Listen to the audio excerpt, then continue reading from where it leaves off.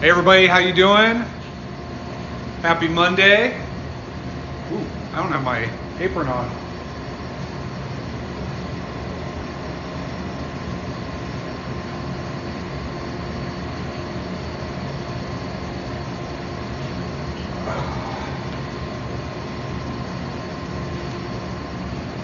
Happy Halloween, yes, happy Halloween. My mind has not been on that, so I kind of forgot.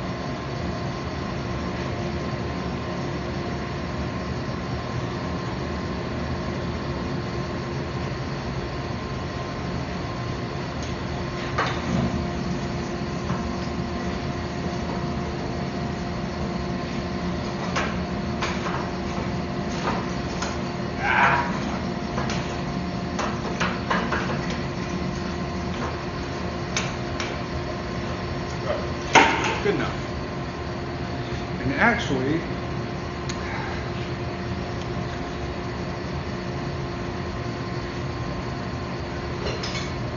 it's a little warm in here.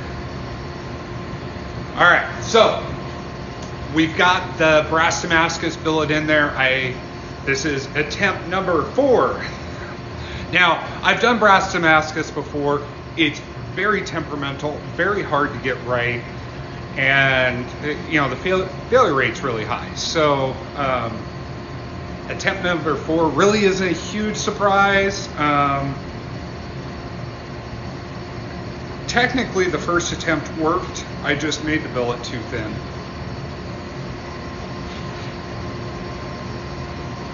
So that's what happened with that. But we'll still call this attempt number 4.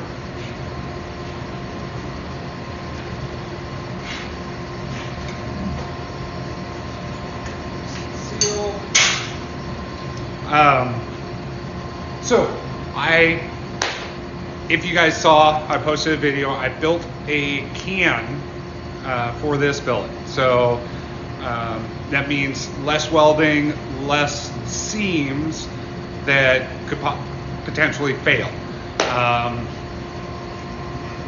We're going to run a little bit hotter. My do not exceed is back to 1850 is what I'm going to go with. I'm going to try to keep it lower, like 1830. Right now we're at 1800 degrees. I'm still heating up this billet, so I'm rotating it. It's close, but it's not there yet. Hey, Jeff.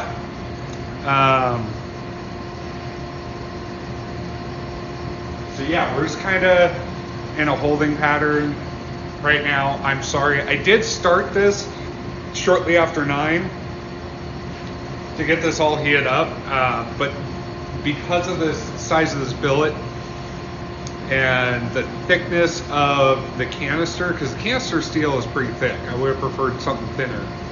Just didn't work out that way.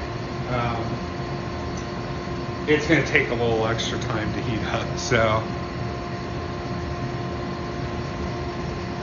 with the red brass, the melting point is 1880 degrees. The solidus melting point is 1810. So what that means is at 1810, it starts to melt, where certain elements inside that brass will start to turn to liquid. Not quite. So I want to be just above that. I'm thinking that's going to help with the brazing process, because technically we are brazing. We're not forge welding. But for the purpose of this, we're still going to call it forge welding. So we're hovering at 1800 degrees right now. That's awesome.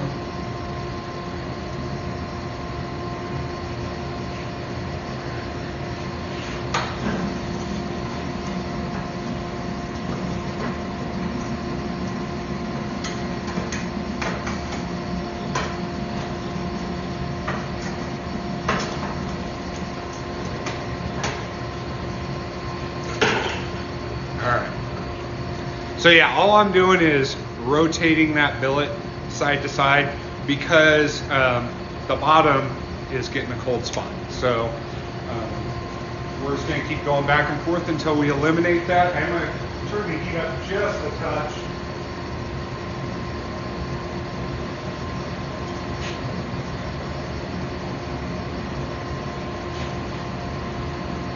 have done too much.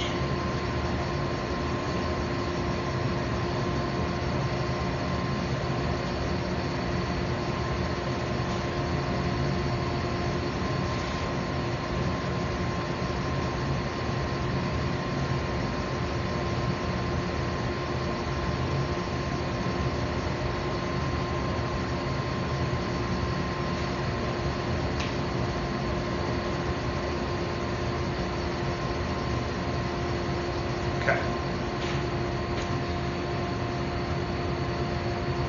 Turkey, thank you. Howdy, how you doing?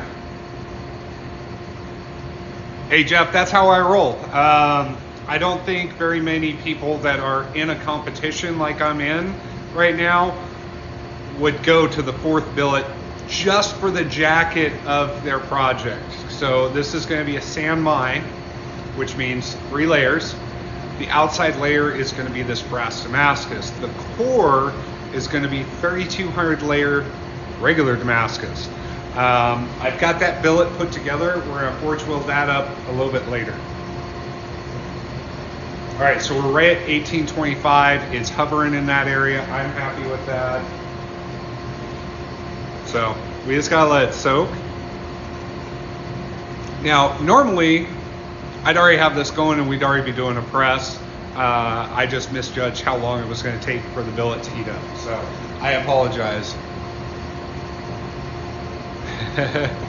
Good, Turkey. All right, hey, also, everybody, if you are new to the live, my name's Brock. I'm the owner and bladesmith of Woodson Knife Co.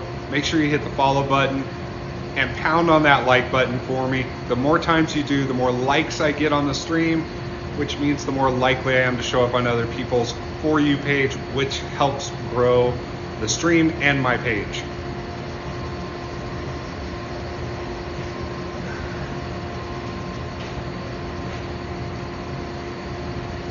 Oh, still has a sticker on the bottom of it.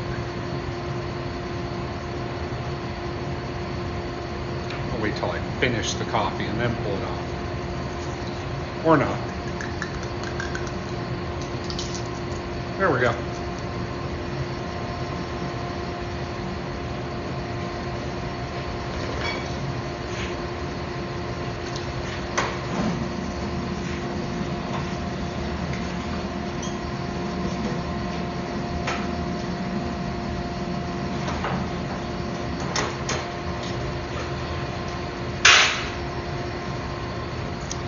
Right. Okay, so for this competition, for those of you that haven't been on and heard me talk about it, I'm competing in Last Blade Standing, Season 3. There's 64 total smiths, bladesmiths. Some of these guys are forces to be reckoned with in the knife making community. For instance, Ben Abbott, who is the huge Forge and Fire champion, stand-in judge on Forge and Fire. I mean, I don't think the guy's ever lost on Forge and Fire. He's in this competition. So that's kind of why I'm taking so much time, and I'm dead determined to make this brass Damascus San Mai work, because one, I've done it before. Two, I gotta bring my A game. I gotta bring something really fancy. Now, with this, good morning, Randy. With this competition, it's not going to start until next year, really. But, oh, right on. The competition isn't, it started, but we have 90 days to complete. So we have to have our swords turned in by January 15th.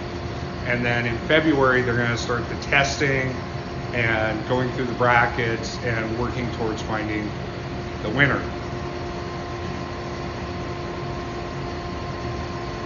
And we're at 1850. When I rotated it last, it was still shadowing. So the forge may not have been hot enough. I think it was, but either way, it's just taking longer than I expected. which is probably why we're down to 13, 11 people watching now. So hey, please hit that like button. Help me get some more people in here. Share the stream, whatever we can do to get the numbers up.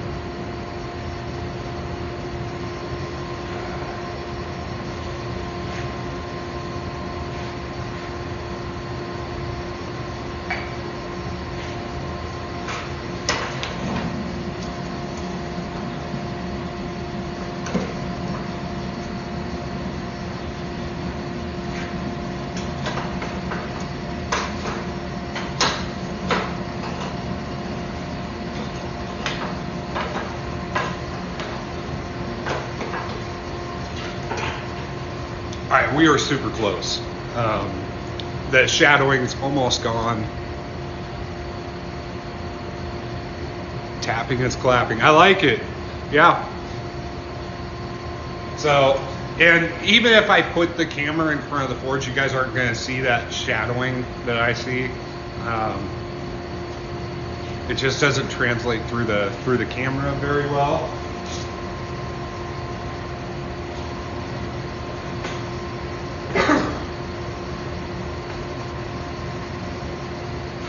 All right, excuse me.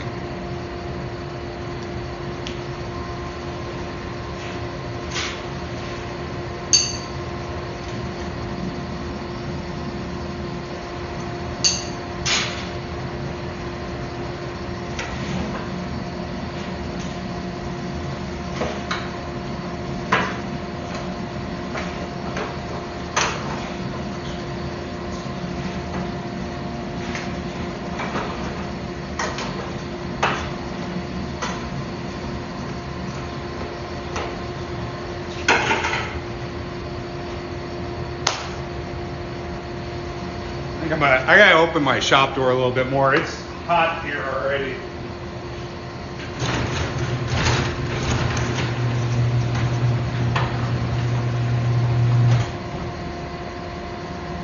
There we go.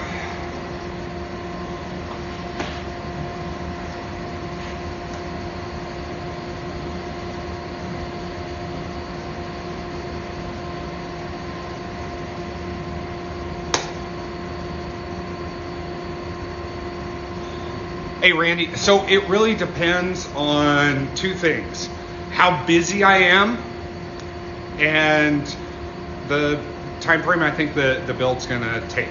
I don't rush through things, and I do also try to quote more time than I really think it's gonna take, because I'm the type of person that is under promise, over deliver. So typically I'm telling people 3 to 6 months right now, but that does depend on the build. And I'm usually getting things done a lot sooner, especially because the past 2 months, a little over 2 months, have been stupidly slow for me. And it's slow across the industry. I get that. But hopefully people are gonna start spending some money and helping out local economies, national economy, all that good stuff. So yeah, I mean, it depends on what it is, but usually I say 3 to 6 months. Thanks, Turkey. Yep. Big Sway, that is 100% correct. I mean, I can bust out a knife in forge and fire time, but it's not going to be too pretty. It'll be good, it'll work good, but it's not going to be pretty.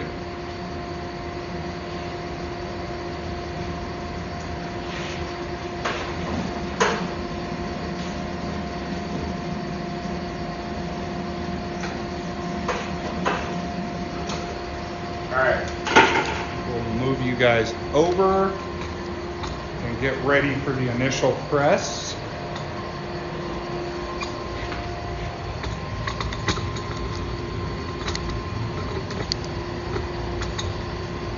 And get the angle right, sorry. There we go. I was trying to keep the forge and the press in the same shot, so. All right, so we're up to 59 people. Cool. 64. Keep them coming. Keep up the likes. For those of you just joining, we are about to do the initial forge weld on a billet of brass Damascus. Now, I've done brass Damascus in the past. It's very temperamental. The failure rate's really high. This is my 4th try on this project, so hopefully it goes good.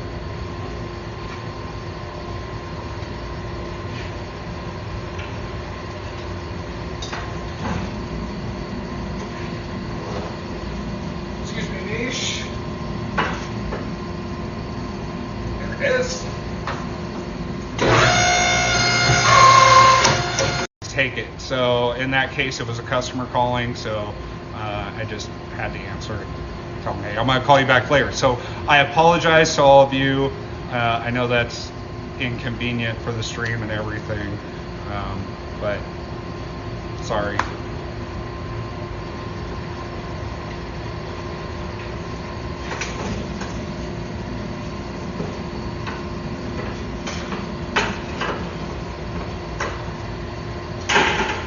Okay. We got our initial press done. Being that this isn't a canister, it's a little harder for me to tell. But the press felt good, so we'll just see. We're gonna keep going with it. We're gonna start to draw it out.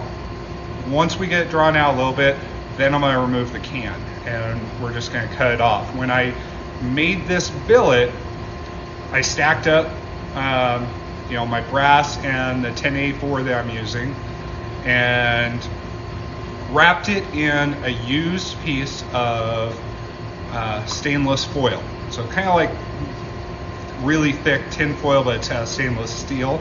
We use that for heat treating stainless steel knives, and different knives. It helps keep the air away from them. But in this case, once that stainless foil has been used, it will not forge weld to anything. It has to be clean. And so what this does, by wrapping the billet before I put into the canister, that keeps it from forge welding to the side of the canister. Now, it's not 100%. There's probably going to be some spots where I didn't have enough or there was an overlap, and so it's probably going to forge weld somewhere, inevitably, but hopefully not. We'll see. All right, so competition blade, I am still working on. We have not even finished the billet. We have been plagued with failures on this brass Damascus. I'm pretty sure this one's gonna work, but fingers crossed, folks, fingers crossed.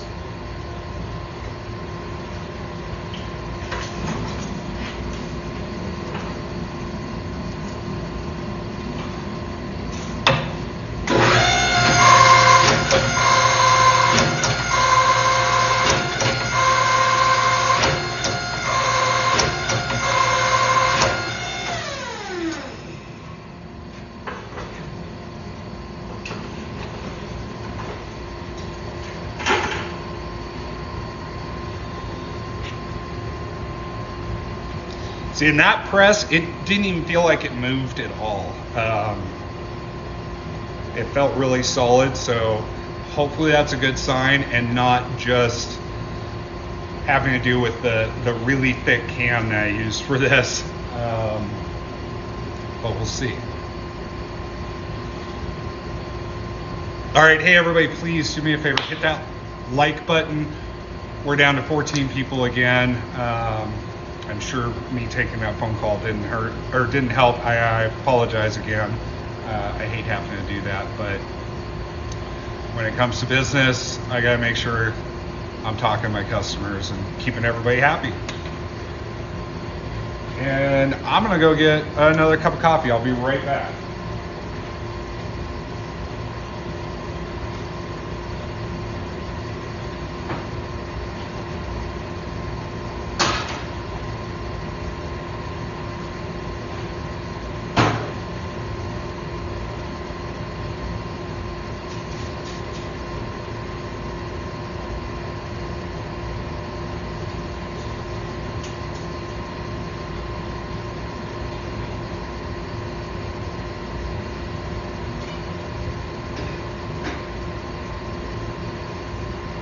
All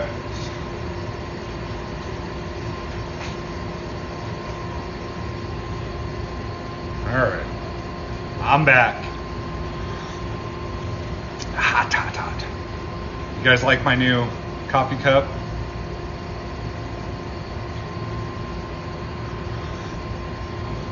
Jesus, that's hot.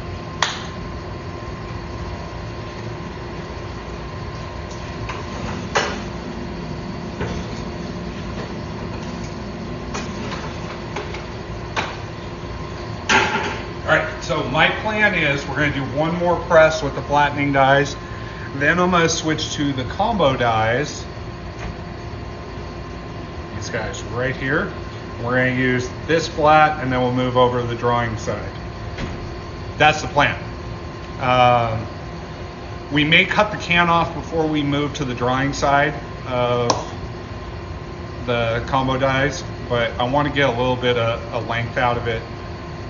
Just make sure everything holds together, and then cut the can off.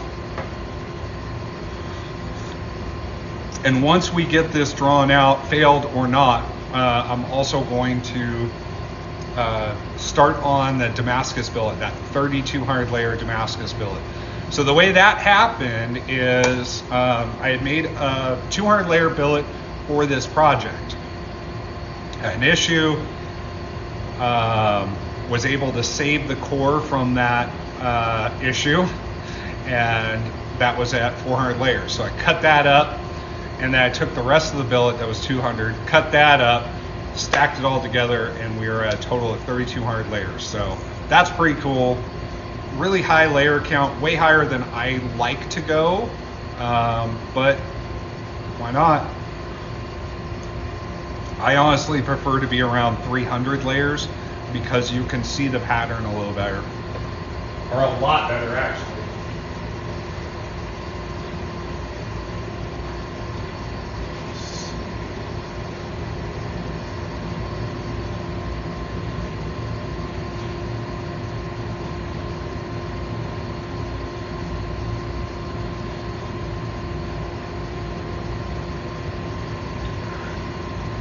Raising up that temperature just a little bit. All right, hey everybody, if you don't already follow me, hit that follow button.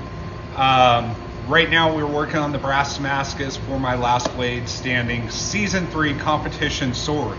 Now my sword is going to be a wakizashi, or at least my take on a wakizashi, which is a Japanese short sword. It fits the parameters of this perfectly because our max length was 27 inches. And I have yet to hear about anyone else doing a Japanese sword.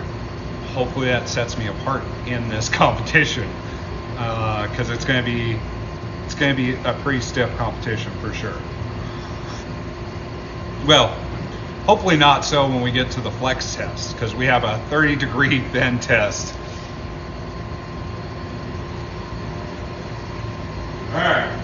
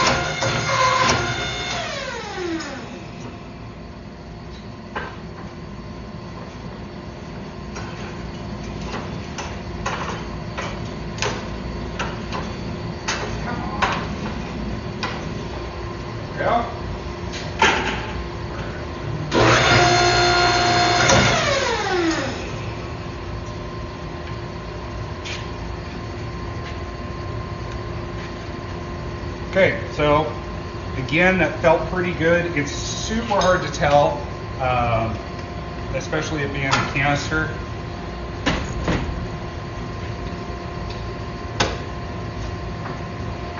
But I don't see any telltale issues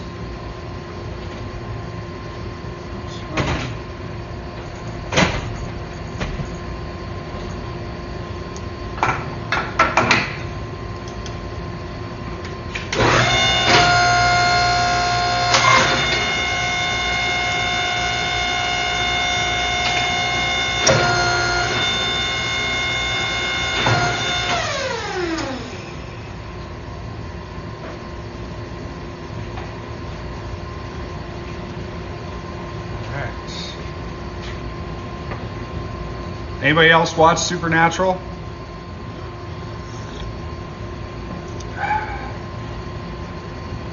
And happy Halloween, everybody. I'm sorry I'm not in a costume today. I thought about wearing a mask I had, but it just would be too dangerous. And any costume material, that's going to be really dangerous around this kind of heat anyways. And so I just opted to just be my own scary self. All right, you guys have to look at this, so I think that's enough. Although maybe you would appreciate the mask.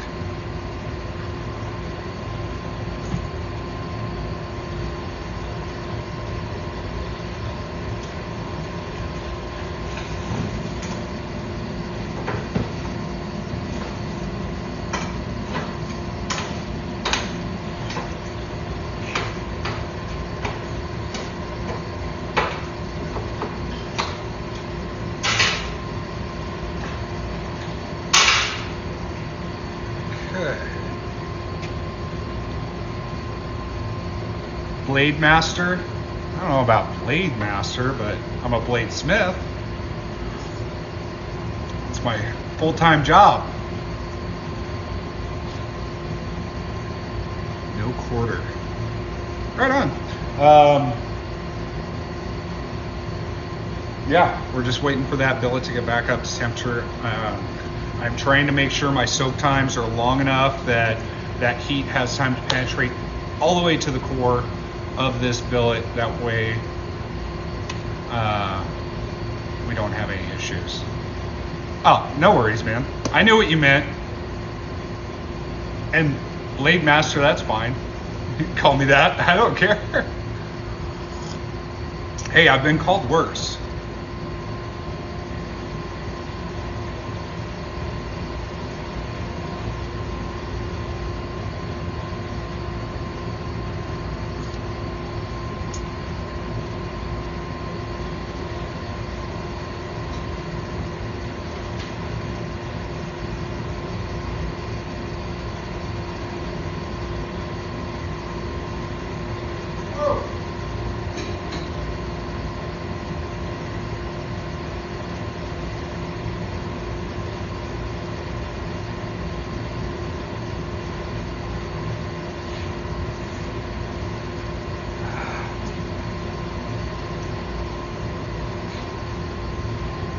I overfilled my Go Juice. There was just a little bit left in the pot.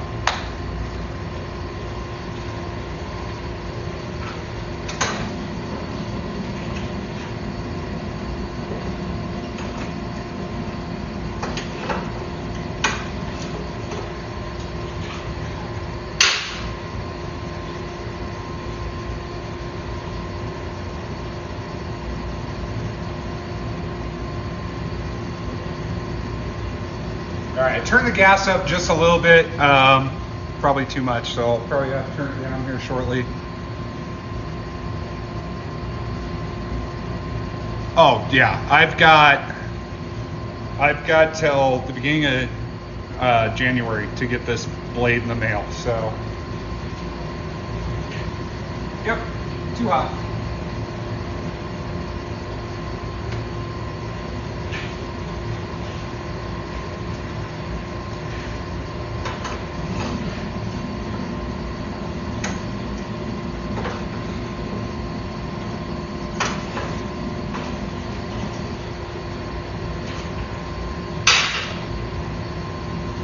I know this sucks watching me just go back and forth, but I've got to be really careful that I don't mess this one up.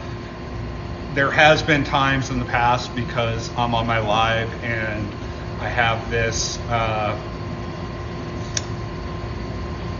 guilty conscience about not entertaining everybody and going too slow and there being too much time in between the presses.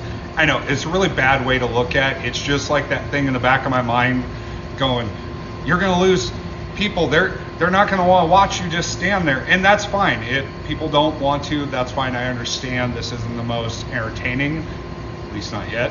But I've got to make sure this billet is good. So we're gonna have a little bit extra time in between presses to make sure it's right.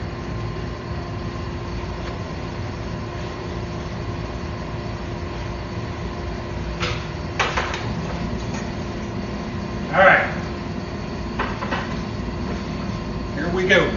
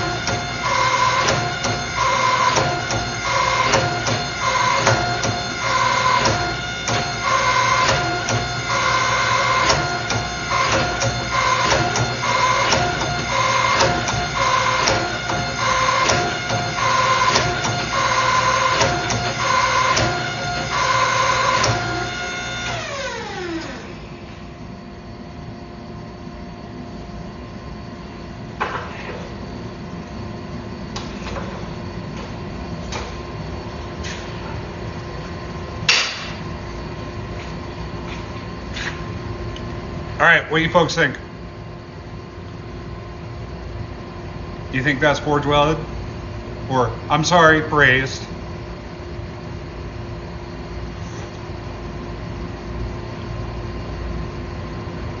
Yeah. Yeah, it's just, I hate people having to wait on me, and that's what it is. It's my subconscious wanting to please everybody and not trying to make people wait on me. So I do think the last one that failed, I think I got a little overconfident about halfway through, because I think it was good till about halfway through, and I got a little overconfident, and I think I started to rush a little bit, and that's bad. It happens. Everybody makes that mistake, but I think that's what happened to me, because I cut that billet open and it was solid. It wasn't until I started drawing it out that I had the issue, and I think I actually didn't have the billet hot enough. So I think the core and the outside were different temperatures, and so because of that, the outside of the billet moved faster than the core, which ended up delaminating the two pieces of brass in there. Because the core brass, the one that was in the very center, is fine and still solid. I kept that piece because I'll use it later for something else. But I really think that I just got in a little bit of a hurry, and subconsciously I was like, you can't wait that long. People don't want to wait that long. And so I didn't let it soak long enough. The other reason I think that is when I measured the core that survived, which was a piece of brass, 2 pieces of W2, 2 pieces of nickel, and 2 pieces of W2 again. Then it was brass, nickel, or brass, W2, nickel, W2. And those outside pieces are where the brass failed. But when I measured everything, the W2 was thicker in the center than it was on the sides. That's bad. That's not what we want. That to me tells me that it wasn't hot enough, and the steels were moving at different rates, which would cause that delamination. But stuff happens, right?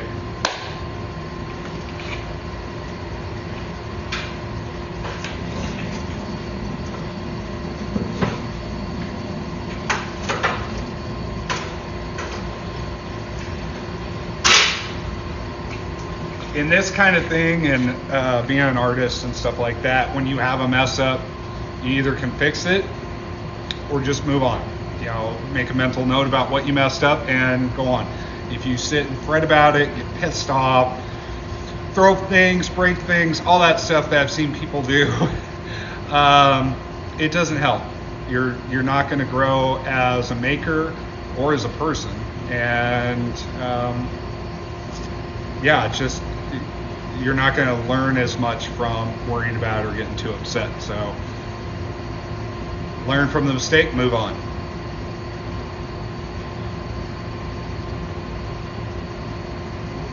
Good. I'm glad you enjoy it.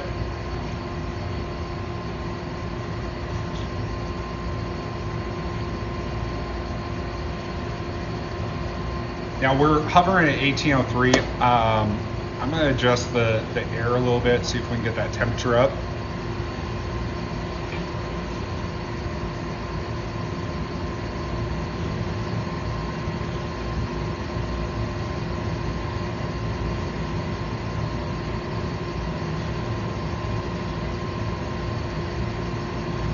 $18.15 and climbing.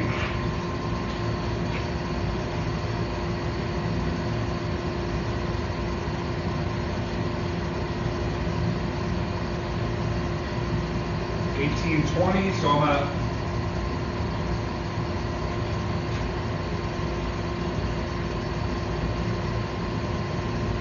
I want to kind of level it out right there. Is it 18.21 and holding?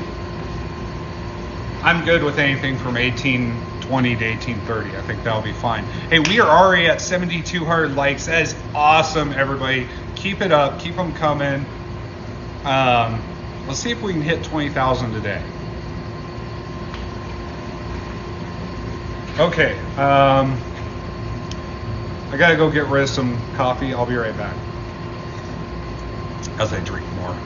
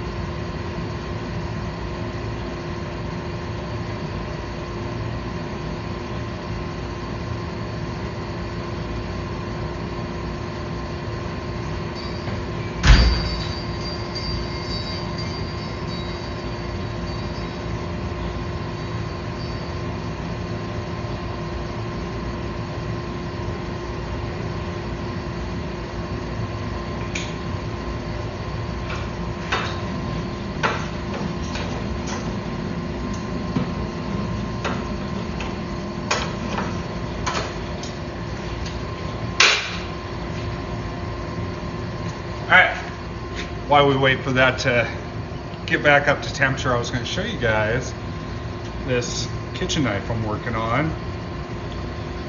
Just got the handle started this morning. Really crazy pink, blue, and brown. What was it? Red maple that's been dyed and stabilized. And then I've got a piece of carbon fiber for the bolster. And of course, my Death Kumai pattern.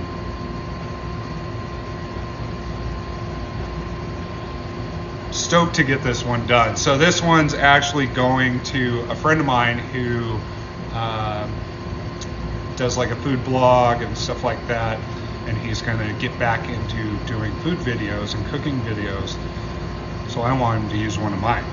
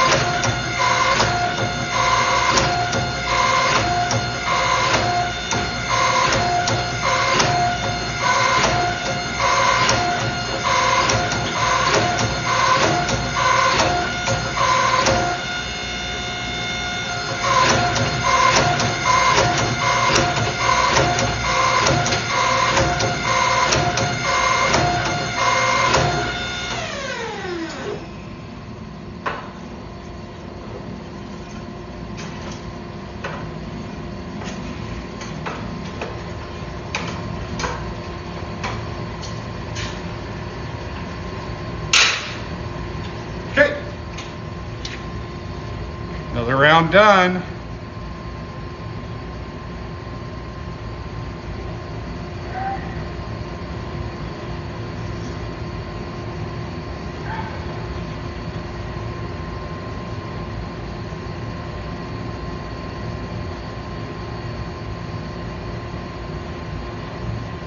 You know, it's funny, every Halloween I want to do something, do like a really cool video or something like that. And then I get to that point, today it's Halloween, I'm not even set up for it. So I had the same thing happen last year and the year before. What I need to do is get a stump that I can chop like pumpkins and stuff on, and yeah, I just gotta find a really big stump.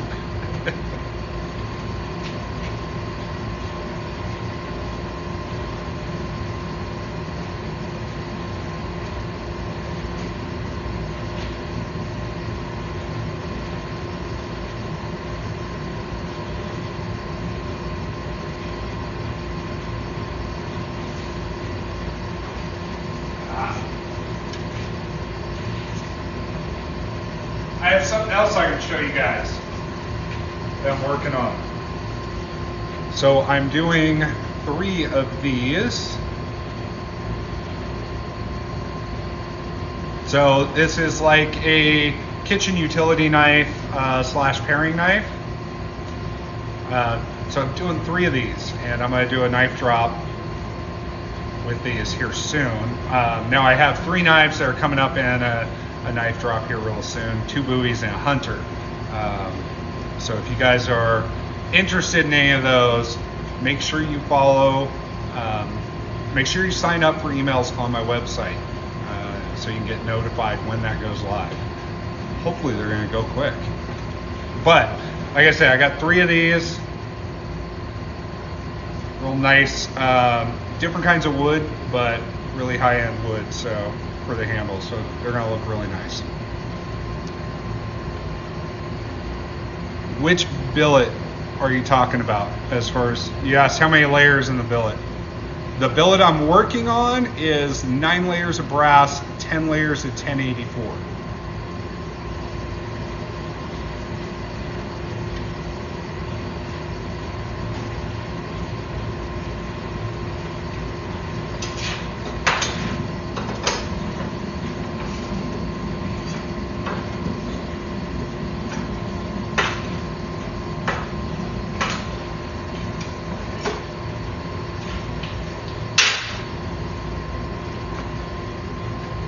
Okay, cool. Yeah, so it's not a really high layer count. And with this, my plan is that this brass Damascus is barely going to be on the blade. There's just going to be a hint of it down each side. That you can see some of the brass Damascus pattern. That like 80% or more of this blade is going to be the core material, because I want to make sure it's going to survive that bend test. At 30 degree each direction bend test. And when you're putting non-ferrous metals into your knives, they lose their flex. And so the further you can get them out, and the less there is that non-ferrous metal, the easier it is, or the more likely it is that that blade's going to survive and it's not going to have any issues coming back to true. You know, if you take a copper kumai knife and it's, you know, the core thickness is about the same as each side of the jacket, you'll actually be able to bend it and it'll hold position. Now, the only reason for that is that copper in there. But it's easy to put it back true. And it doesn't affect, you know, really the overall function of the knife unless you're doing a bend test, which I don't know anybody out there that takes their personal knife and sees how far they can flex it before it breaks.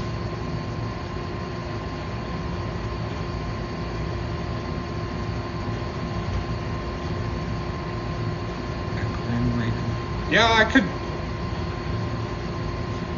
I'd have to see kind of what you have in mind, but I'm sure I can make it. Show the cup. I know it's backwards on your guys' screen, but supernatural.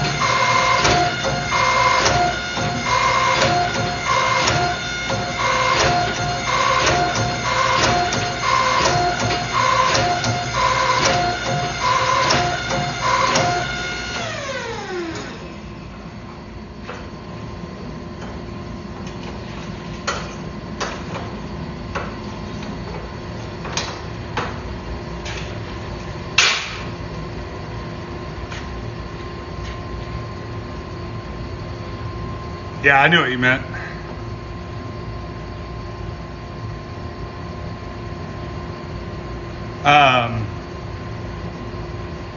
Wrong thought. Thank you. I will. Yeah, and on the side, do you want like a full-size one, or are you thinking like, you know, the smaller ones that they call like combat size, where it's just got like a 1.5 long handle and, you know, probably a 8 to 10 inch blade, maybe 12 inch?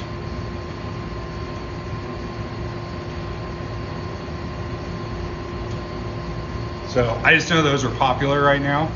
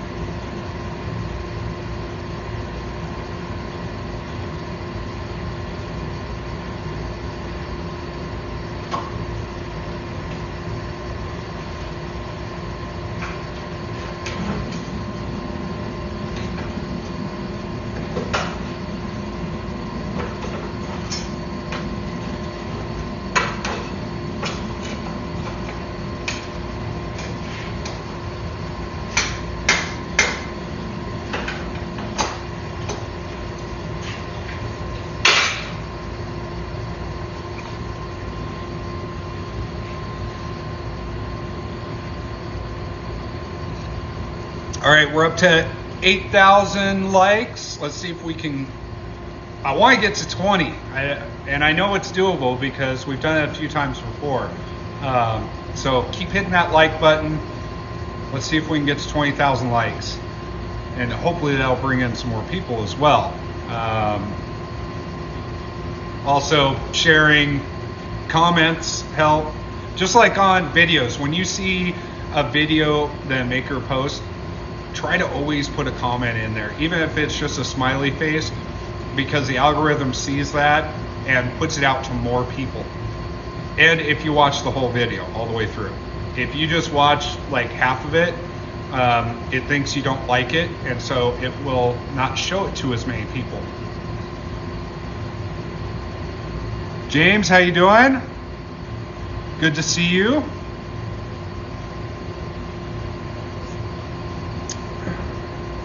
Kind of wondering where Joe is. He's usually on. He's probably busy. I know he said this is a busy time of year.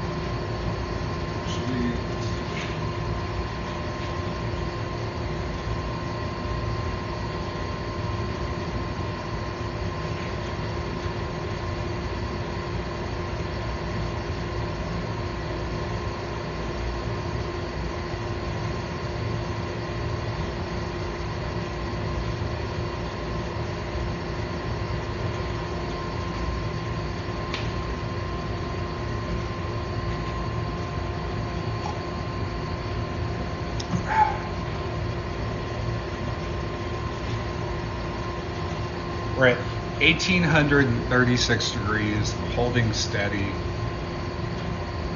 Oh, it finally ticked up. Let me.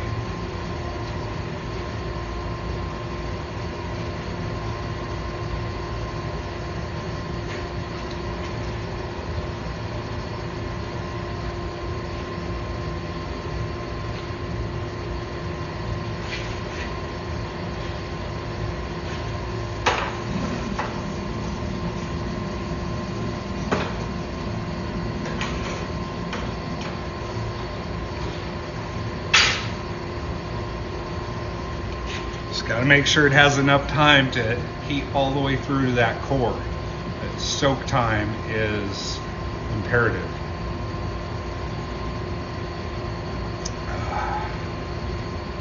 So recently I had somebody, he may still be on here, somebody suggest that I write a book on using non-ferrous metal in layered steel.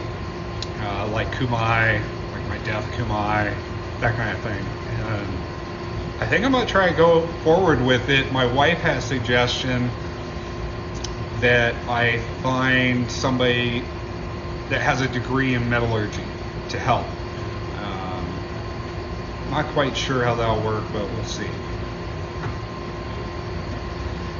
So hopefully at some point I'll be pushing a book. That would be cool. I've never thought that I would actually write a book about something like this, so that would be cool. Especially if people actually get some use out of it.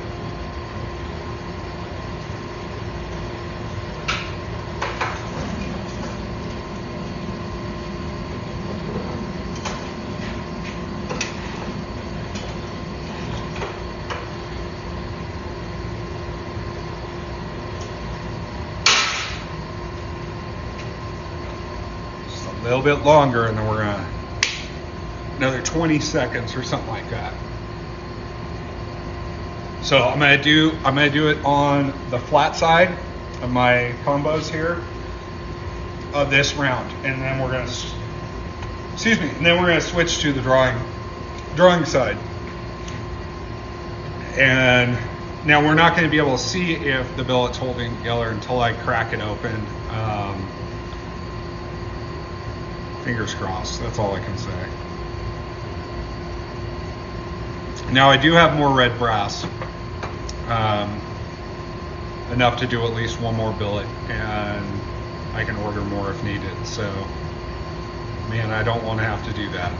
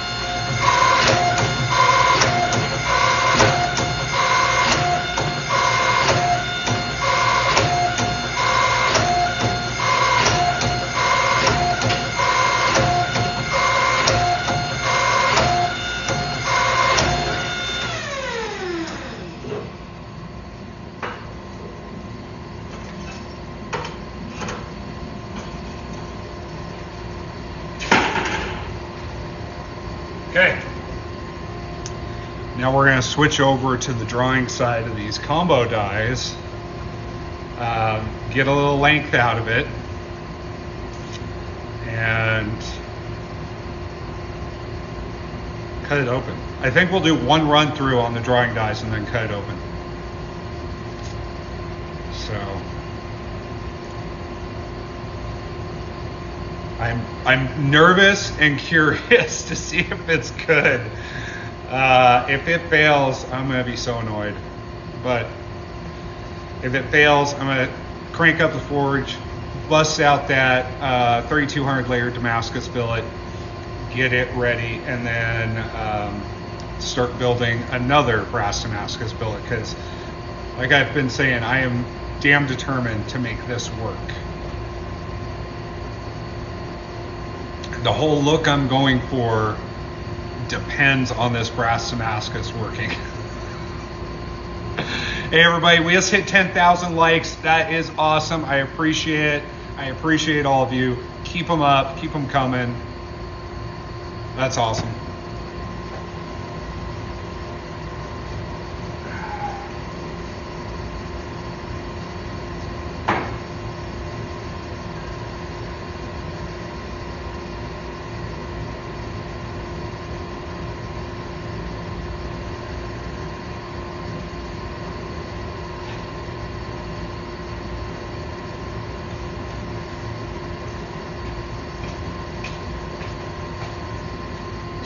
Okay, since I got a few of you here, I've got a question for you. So, on this wall, I've got Marine Corps flag, banners, you know, stuff like that. Then over there, I've got my weapons wall. Yes, I'm moving this.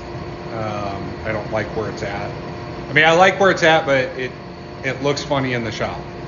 Now, my question is, I've got a couple things right here, but I moved my TV, so I need something to fill this gap. I thought about getting a Klingon flag, because yes, I'm a nerd. Let's put back. All right, there we go. But if I do that, I would move my necklace that I have up there on the weapons wall and put them underneath that flag. I think it would look cool, but then my weapons wall won't look as cool. But I'm wondering if I should put something else there. What do you guys think? Any suggestions, ideas?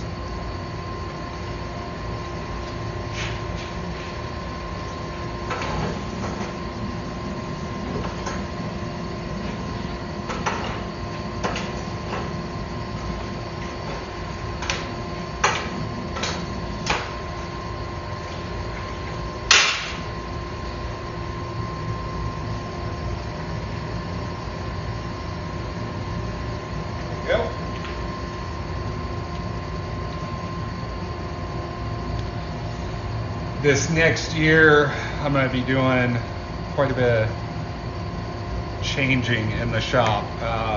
Just trying to make everything work better and look better, you know, for the videos and the lives and stuff. And I'm going to upgrade my lighting. It's pretty bright in here for a shop, but it's not as bright as I want it. I want like sterile OR room bright, like really bright, and light coming from all different angles. That way it minimizes shadows when I'm, you know, at the grinder or anything like that. Because I have a couple things that I do to try to minimize it, but it still doesn't always work. And there's a spot that I stand at the grinder that no matter what I do, I can't get the right amount of light, so I always have a shadow there. It ticks me off. Where'd I get the apron? It was a gift. So the apron is made by Forge Apron. She makes a lot of aprons for the Bladesmith community. I don't know her contact information. I would just Google Forge Apron and see what comes up. But it's made in America. She's got a really cool story behind it. And like I said, it's another maker, so go look her up and support her. And tell her I sent you.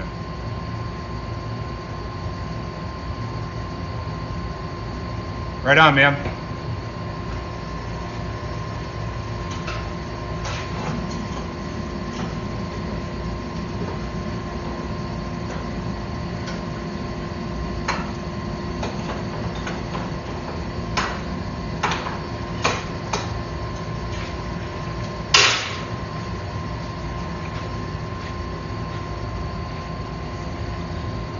So like I keep saying, I'm just waiting. I'm just trying to make sure that we have plenty of soak time on this. I don't want any issues. I want to mitigate the chance of delaminations or improper forge welding or brazing. We're sitting right at 1830. That's why I've tried to keep it around this entire time. I know I said my do not exceed was going to be 1850, but that was the high end. Dragon's Forge, how you doing, man? Welcome, welcome.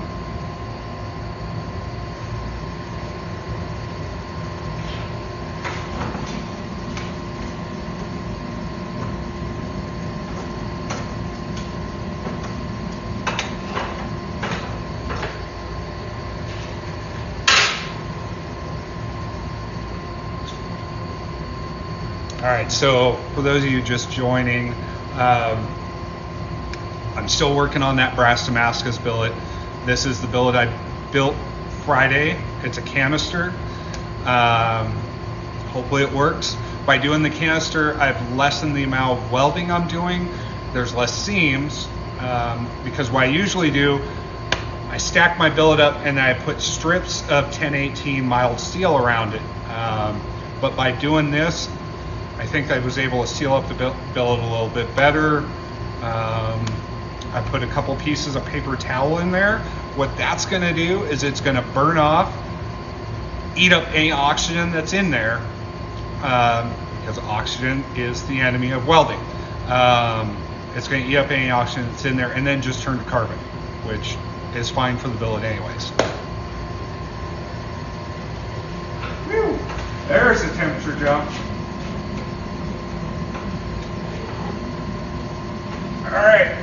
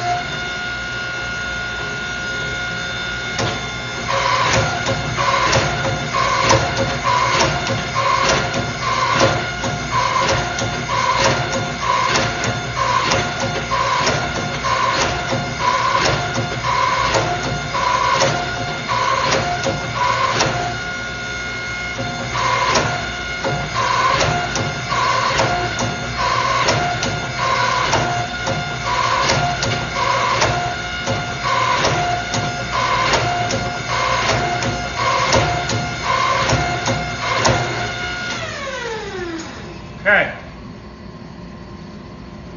What do you guys think? Should we cut it up or cut it open, or should I keep going drawing this out?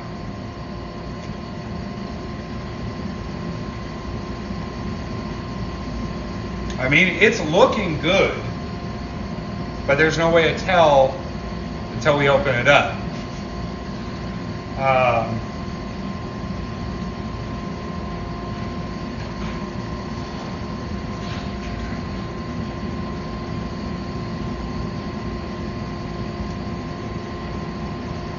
So, my fellow bladesmiths are in here. What do you guys think? Cut it open or keep drawing it out?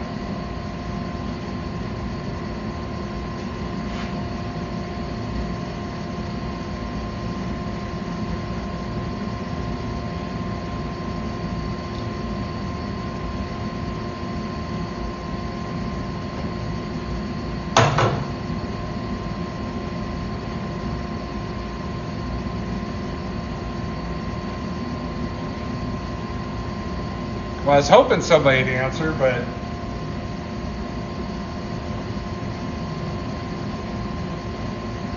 if nobody answers, I think we're going to cut it open.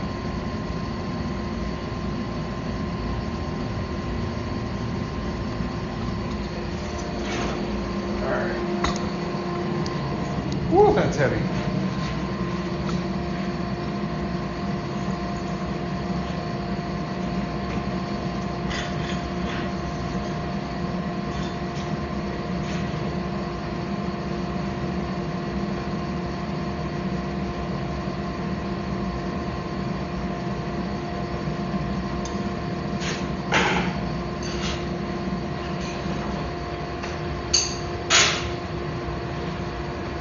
All right, we're going to cut it open.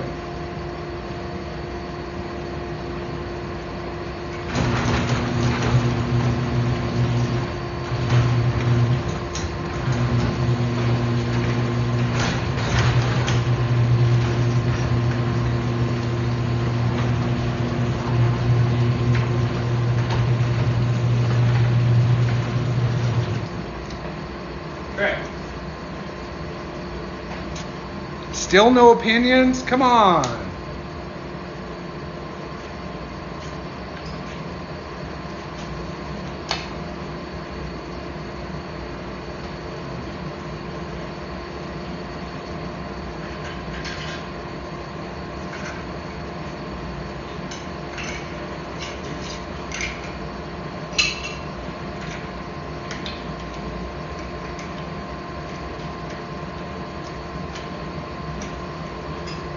No? All right.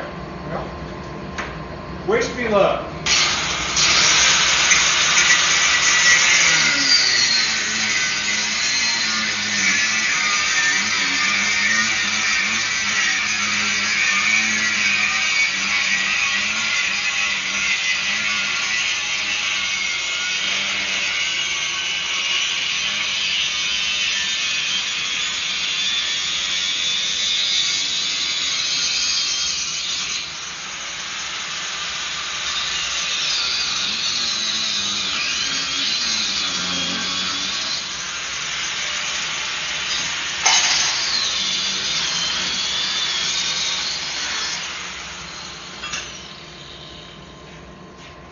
All right, now I need a chisel. Be right back.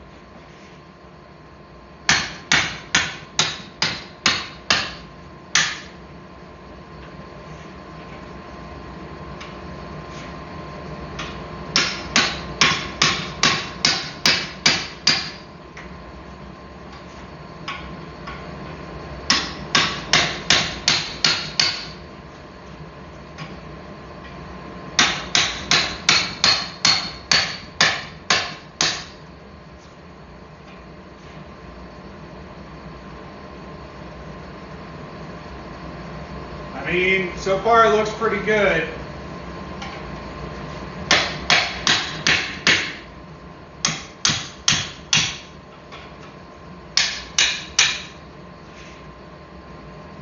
All right. Get a new blade, and then we'll go from the other side.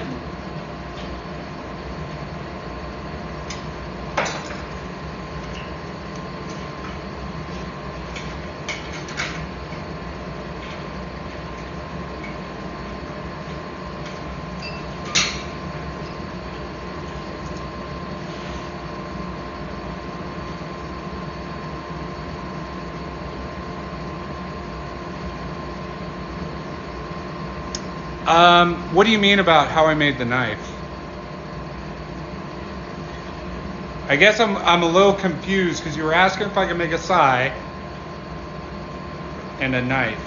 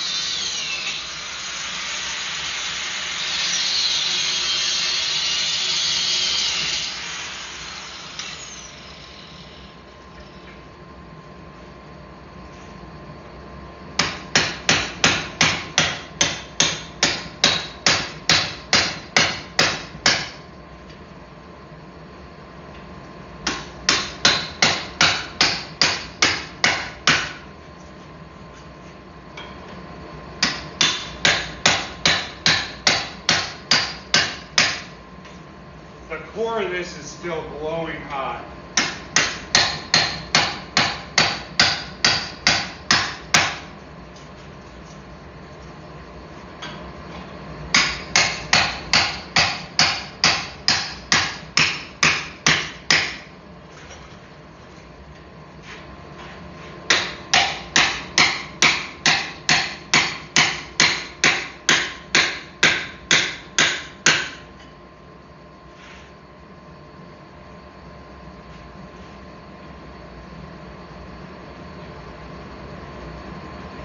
Okay. Now I'm going to cut off the top and see how that looks.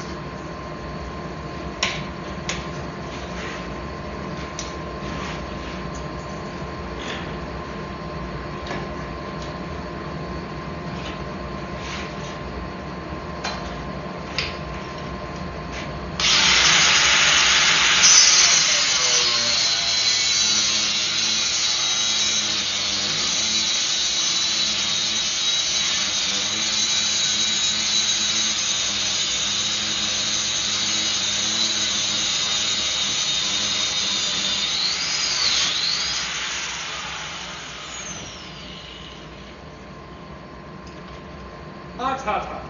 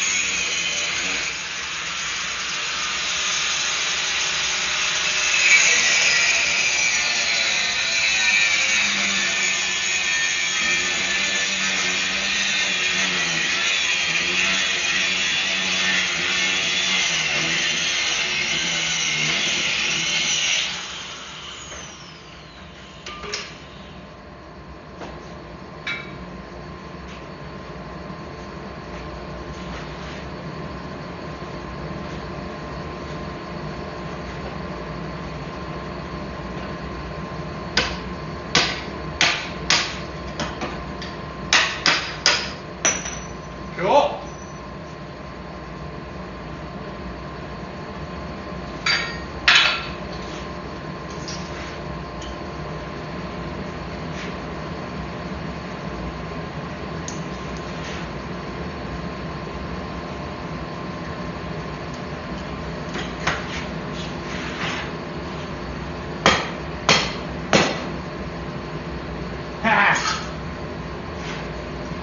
Check it out.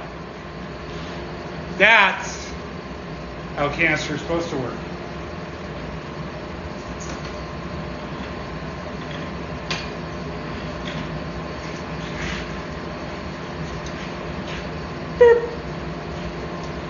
Love it.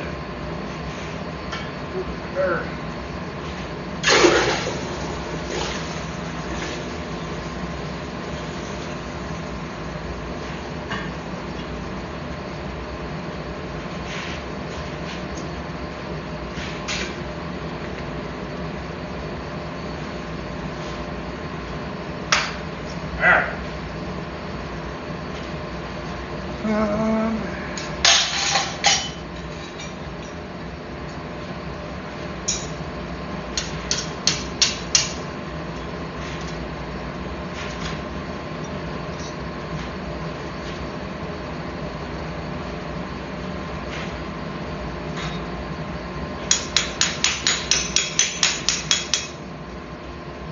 It does not sound good on this end.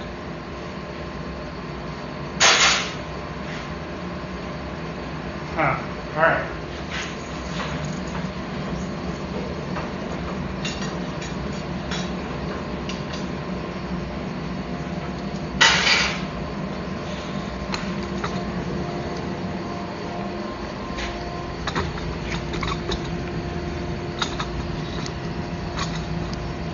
All right, let me see.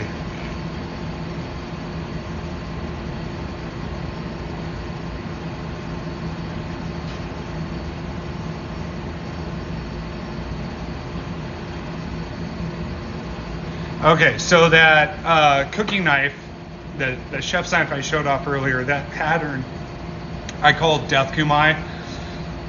It was my first pattern that I came up with on my own. At the time, it had a really high failure rate because I was still learning. And so I feel like I've kind of perfected it by now. What it is a 1095 core. On each side, it's got a piece of copper, 100 layers of Damascus, another piece of copper, and then finally 20 layers of copper Damascus. And that's on each side of the core. So.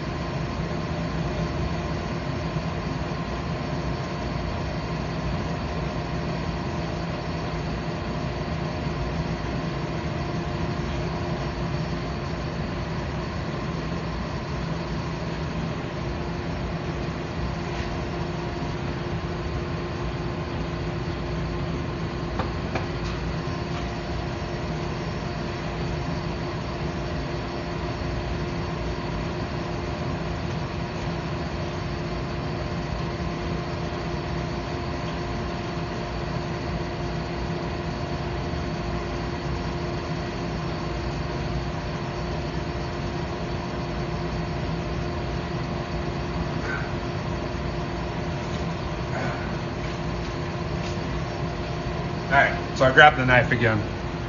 So like I said, 1095 core, copper, 100 layers of Damascus, copper Damascus. So 200 layers of Damascus total, 40 layers of copper Damascus total.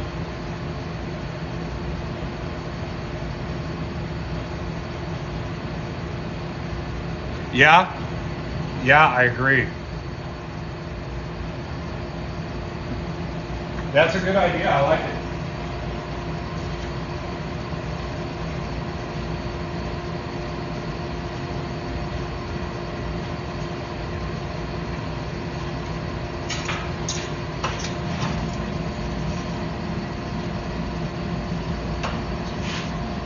Yeah.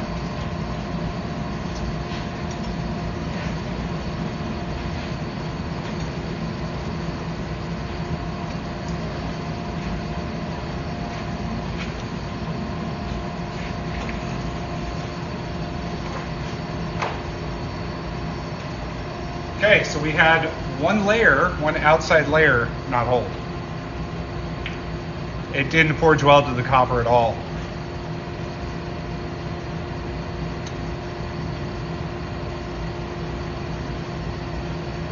There's some copper transfer, or else I think I'm wrong. I think that is a layer of or I keep saying copper, of brass. I think that is the brass, and the brass didn't forge well to the other piece. The rest of it looks fine, but this literally just fell off.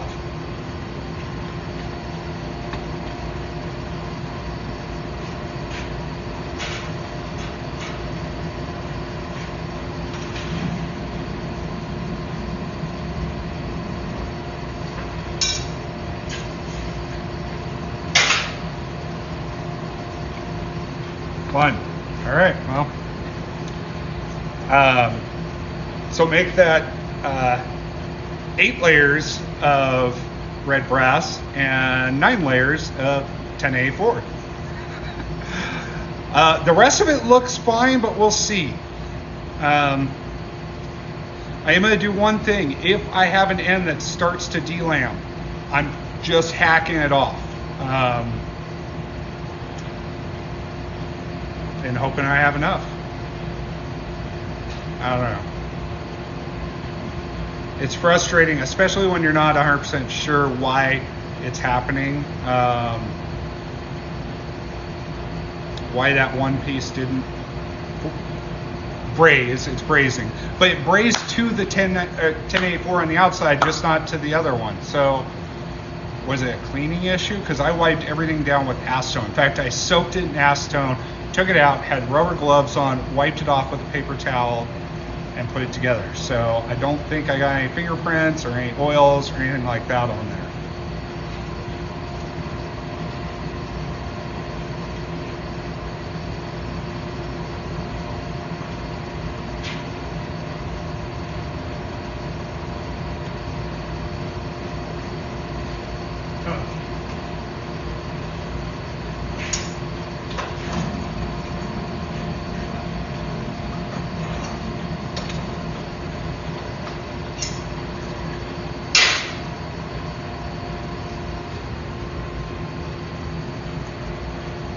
All right, 12,000 likes. We got 8,000 to go. Come on, people, let's get there. Really appreciate it. Really appreciate the support, everybody. Thank you very much.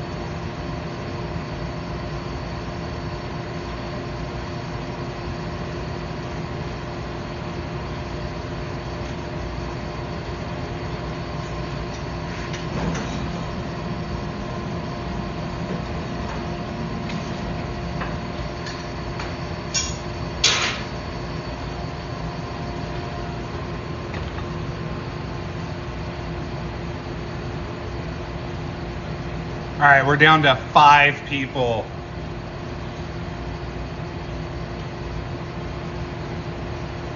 Granted, I'm just standing here and you guys are staring at my ugly mug, but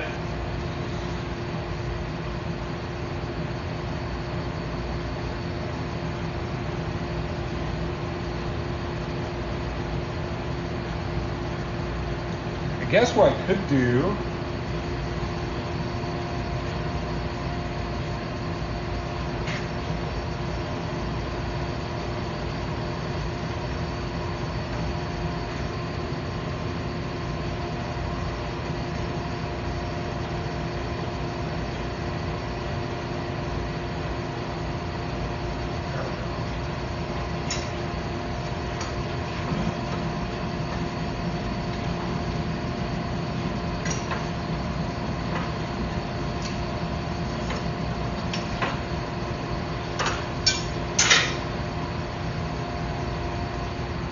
what I could do is start prepping out some knives for grinding. So all I gotta do is take off the edge.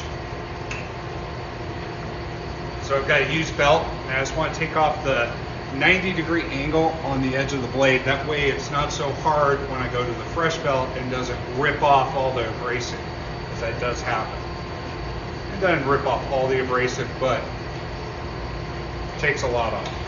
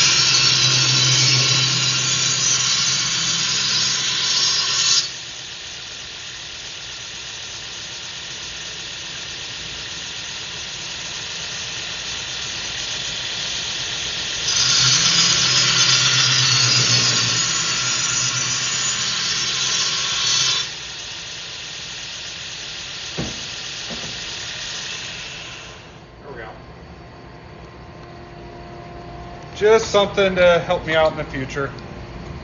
Make things go. What's that? Sorry about that. Beast of a blade. Yeah, so that is my take. It's a special order, and that is my take on the machete from the Book of Eli movie. It's 26-inch blade. That's what Joe wanted. It reminds me of the Goblin Slayer or something like that from The Hobbit.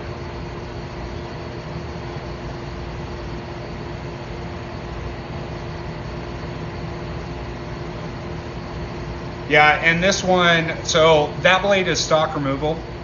It's W2, and so I'm gonna put my initial bevel on it before I heat treat and do all that, so I can hopefully get a really cool Hamon on there. We'll see.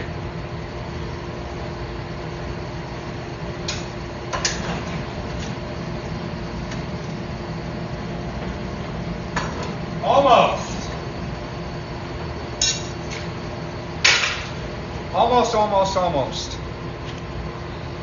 I know this is boring, but like I keep saying, I've got to make sure that I get the soak time right on this one. We already had an issue.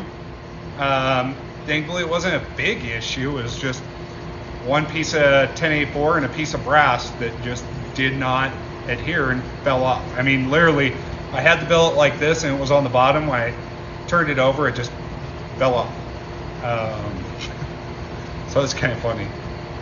But the brass on there is stuck to that 1084, but it just didn't adhere to the other side. So I don't know.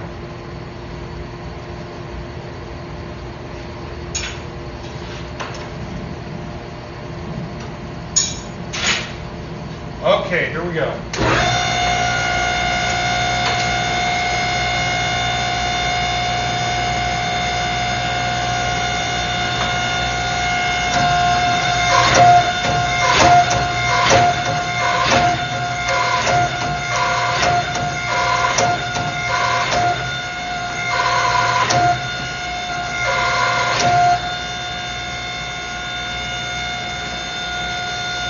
Yeah, another piece.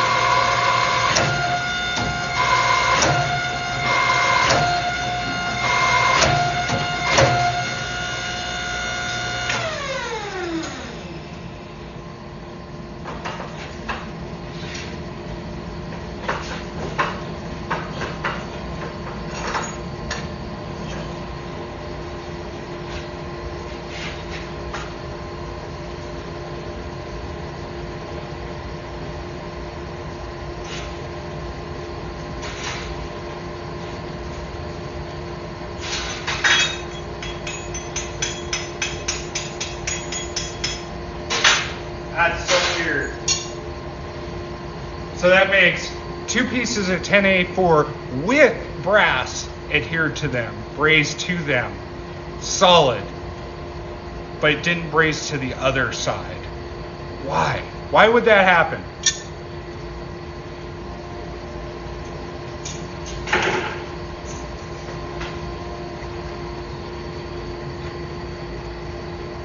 I mean, I guess because they're both on the same side, it could be a cleanliness issue. But it still doesn't make too much sense to me.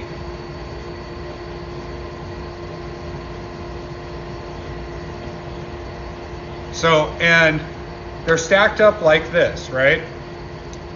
So the piece of 1084 on the outside adhered to the brass underneath it. but that brass didn't adhere to the 1084 underneath it. However, that second piece did the exact same thing. So it's kind of mind-boggling. It's not so much, I mean, it's frustrating to me, but I just don't understand why that would happen. I think the rest of it's solid. If it's not, when I do the next billet, we're going to much higher temperature. We're going to be right around 1850. That's the only thing I can think of.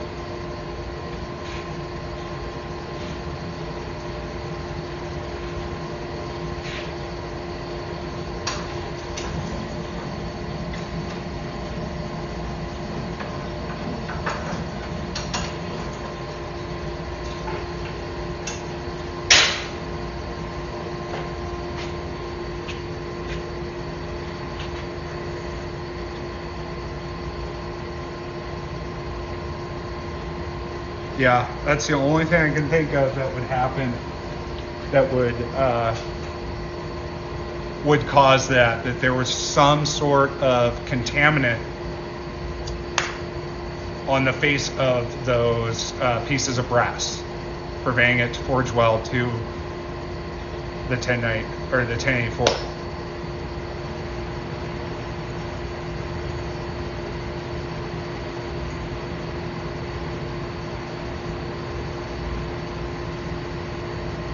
Yeah, but it's just weird because, and I'll grab the keys, or one of them.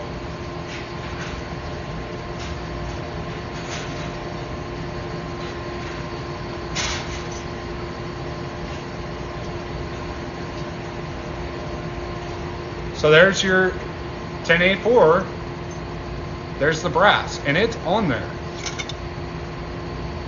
So what the heck?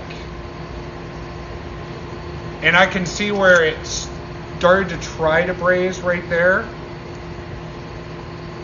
I think that's what that spot is. Maybe I'm wrong.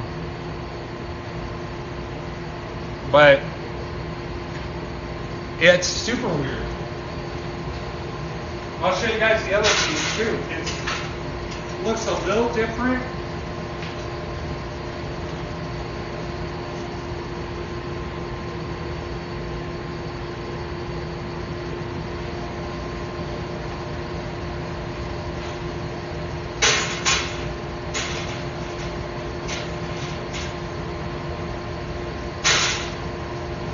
I don't know.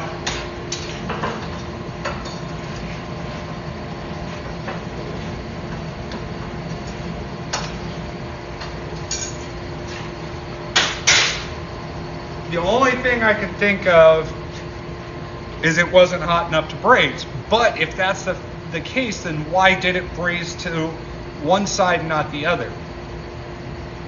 So to me, what it sounds like to me is there was a contaminant on either the 1084 side or the brass side on both of those pieces. I'm leaning towards the brass for whatever reason, but it could have been the 1084 as well. That's the only thing I can think of, is some sort of contaminant on those two pieces. Unless we go through and the whole thing falls apart on this next press. That's possible.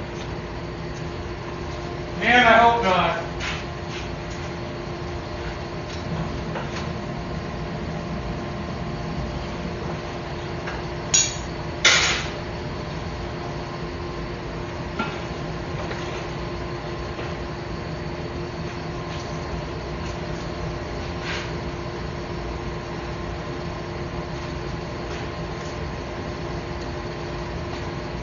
That stainless foil worked really well, though. I'm really pleased with how that billet came out of the canister. That was awesome. That is exactly what you try for when you're doing canister. You know, and you can do it so the canister forge welds to it and you just grind it off, but it's horrible. It's a pain. So, and this was a lot easier.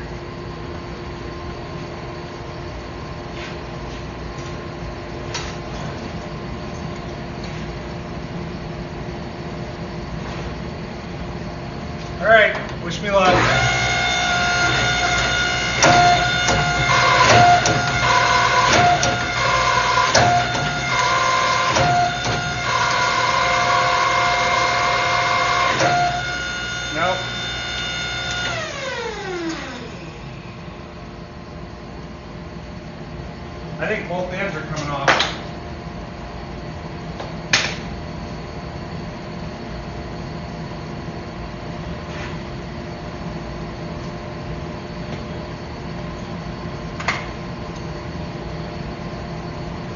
Yet another piece. What in the F?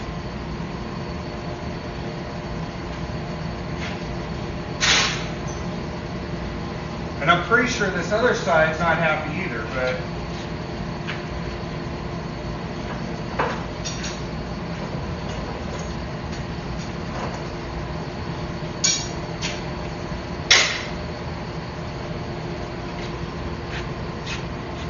that's it. That, to me, this is mind-boggling. I don't understand what's going on. I don't understand why it's doing that.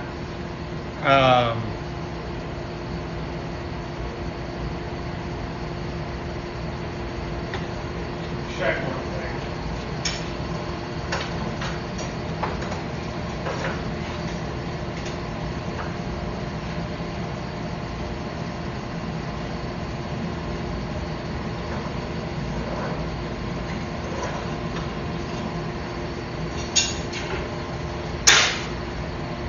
Yeah, I have no idea.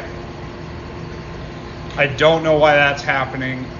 The only thing I can think of is there was some sort of contamination on either the brass or the 1084. I really don't think it was the 1084.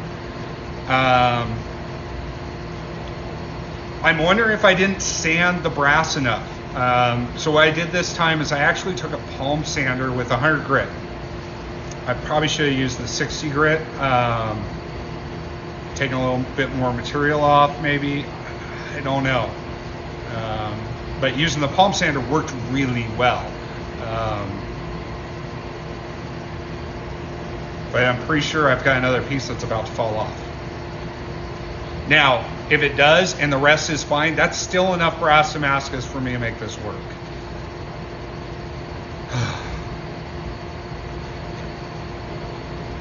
But it's also just a kick in the nuts.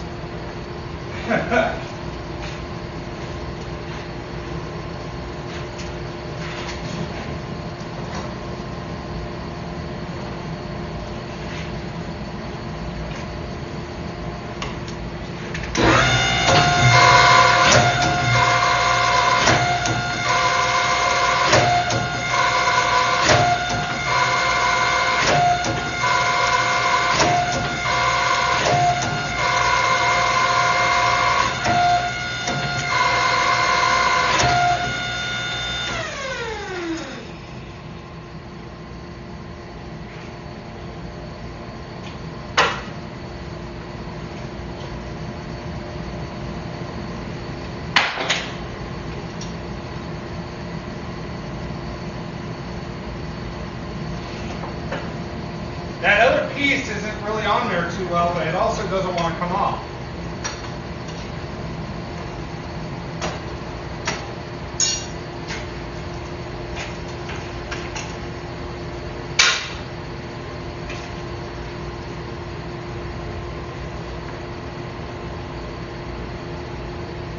But we're down to 6 layers of brass, 7 layers of 1084.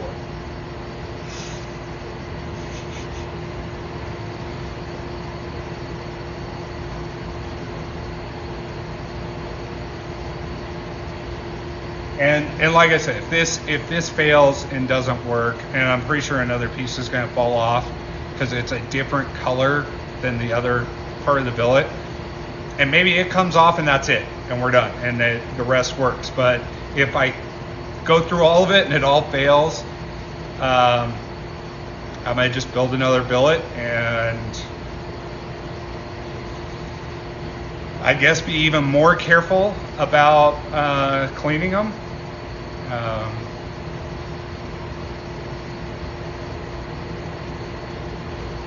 I don't think it would be contaminants in the acetone because the acetone is going to eat oil, right?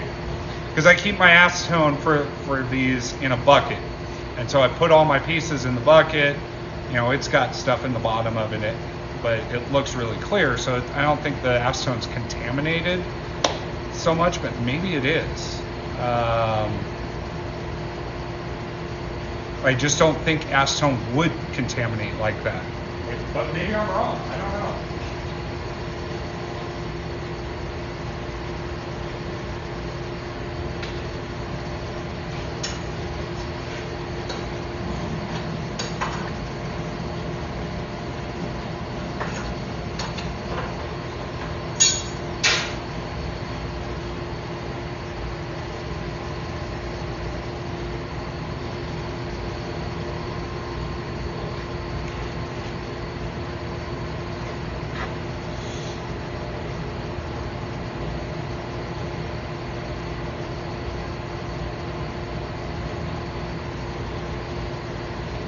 There we go.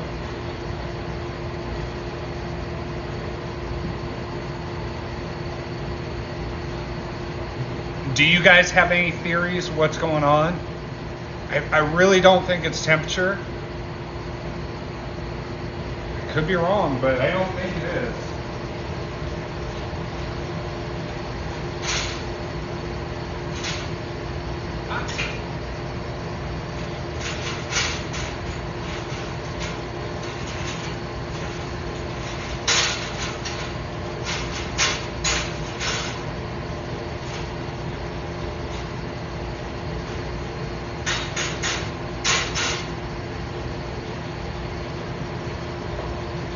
But those pieces of brass, they're solid on there. I mean,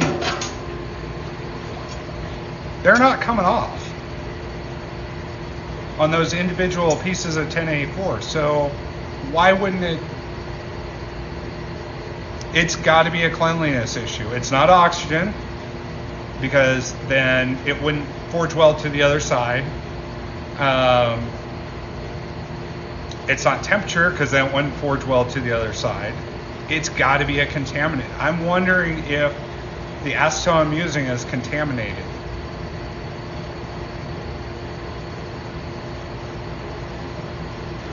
That's the only thing I can think. What do you guys think? It's the only thing I can think of.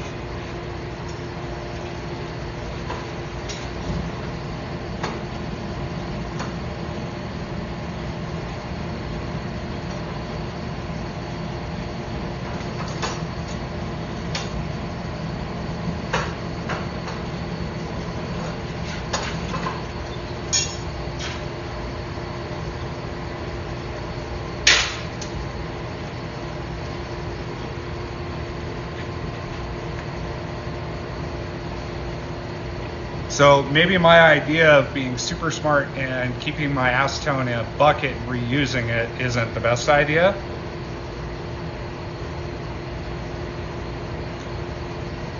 I just don't know how I can test that. How can I confirm that?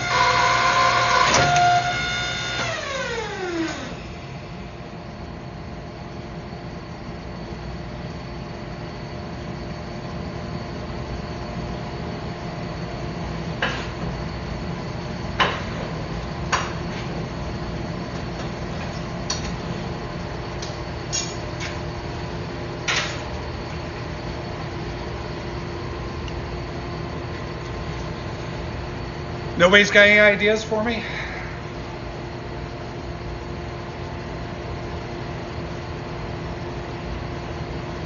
I'm gonna go get that acetone bucket.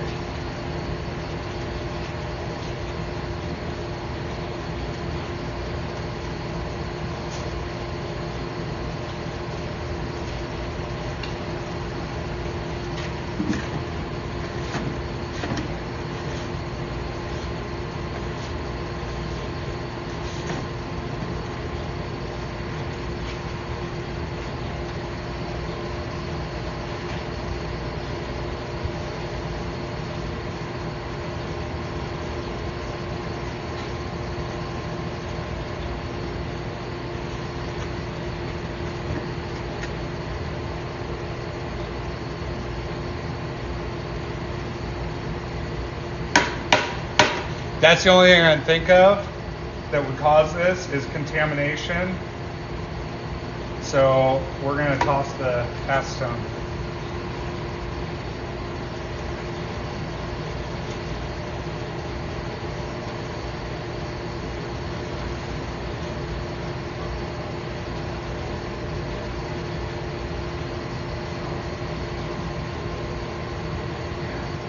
Yeah, if you can.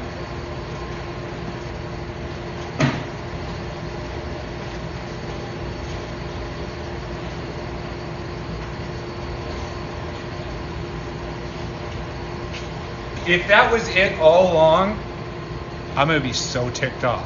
But if this billet fails, I'm going to go right back, get another canister like that, and make another one just like this and see if it holds. That's the only way to really test my theory that it was the acetone.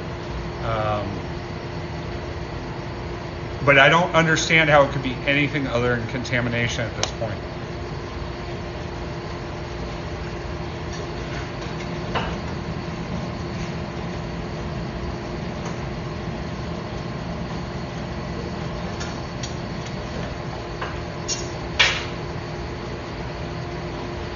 And it's weird because the layers on that are heating up at different rates. Now, granted, I think that's because that one's delambed. It's still stuck on there a little bit, but it's much brighter than the rest of the billet, and it's on the outside. So I think it's going to come off next. I'm just wondering if I can save the rest of it. I mean, I don't need a whole lot of this. I just need a little bit. I actually made this billet thinking that if I can save it all, it's going to be a big billet of brass Damascus, and I can, just take what I need for this project and have more left over. That's what I usually do with my billets.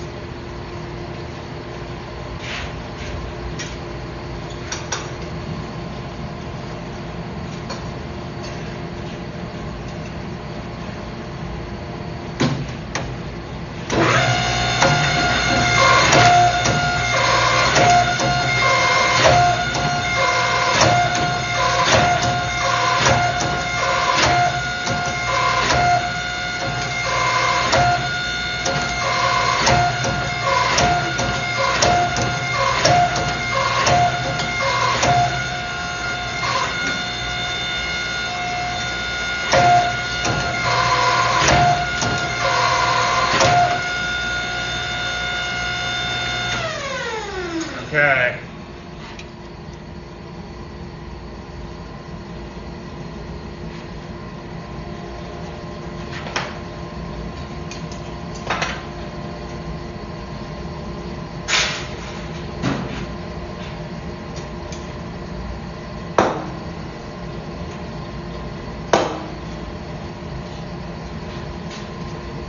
Well, let's wait till it comes off on its own.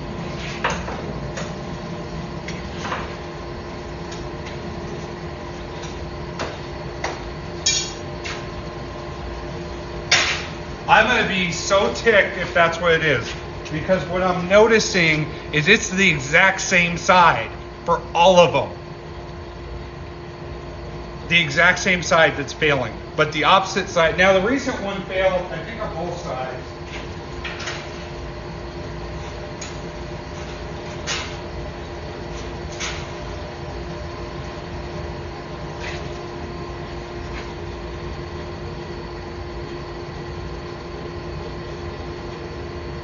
I think it started to braze right here and pulled away from both sides.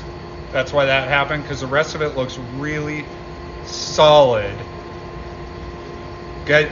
I can't think of anything else other than contamination in my acetone. So again, what I've been doing is I keep acetone in a bucket, and I just throw my pieces in there to be clean, pull them out, wipe them down. Well, I think there's contamination oils in that acetone, so I got rid of it. We're going to do another. I do not think it's heat, because it's forge welding to one side but not the other.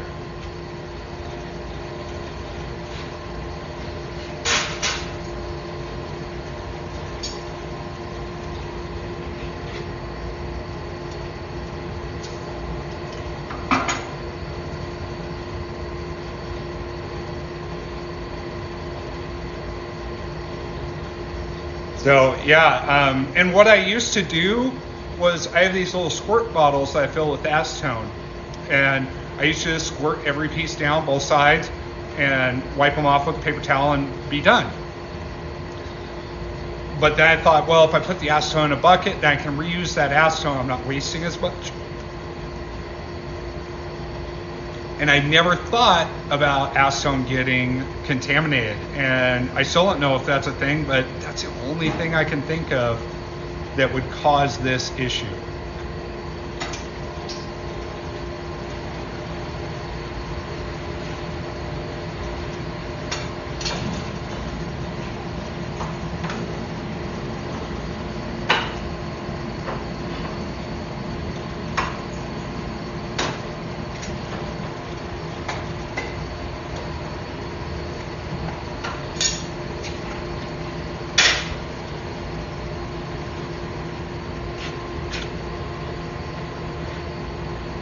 So I guess really what it means is if this isn't the last piece that falls off, I'm going to be making another billet.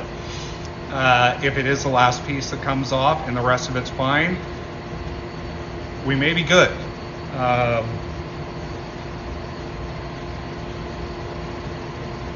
But if not, if it starts falling apart again, I'm gonna just scrap it, and we're gonna turn up the temp. We're gonna work on that piece of Damascus that I need to forge weld and draw out, that 3,200 layer billet. And then I'll start building the next stack for the brass Damascus. Okay, so it's not the acid, it's the acetone.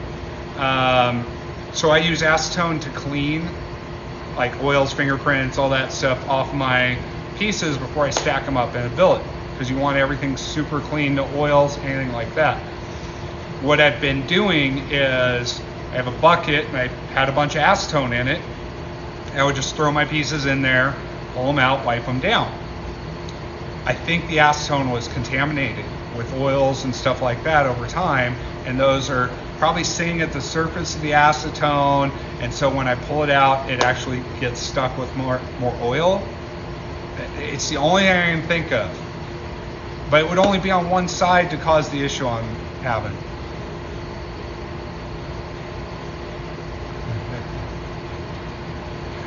They are and they aren't. I'm having pieces come off, and the 10A4 and its subsequent piece of brass are forge welded together, solid. But then the brass didn't forge weld to the next 10A4 piece. And that 10A4 piece had the exact same issue, and then the one after that, exact same issue. Now I've got another one, exact same issue. So it's like that same side of all the brass or all the 10A4 is contaminated. I don't know for sure, but what else could it be?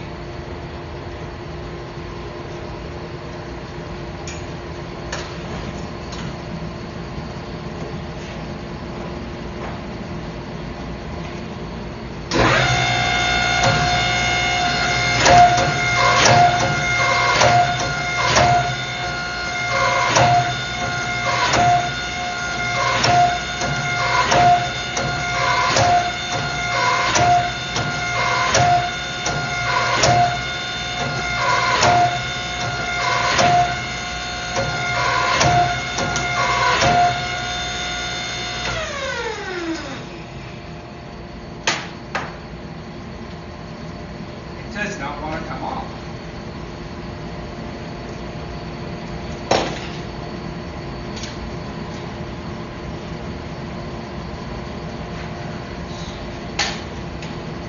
All right, folks, I got to figure out how to get this piece off.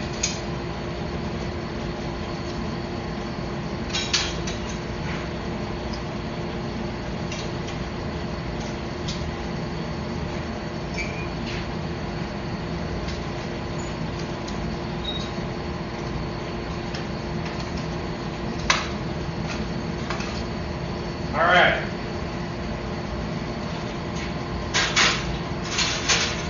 Now that one ended up a little different. That, it actually forged well at both sides. But I've got D-lam on this end. I'm going to hack that off.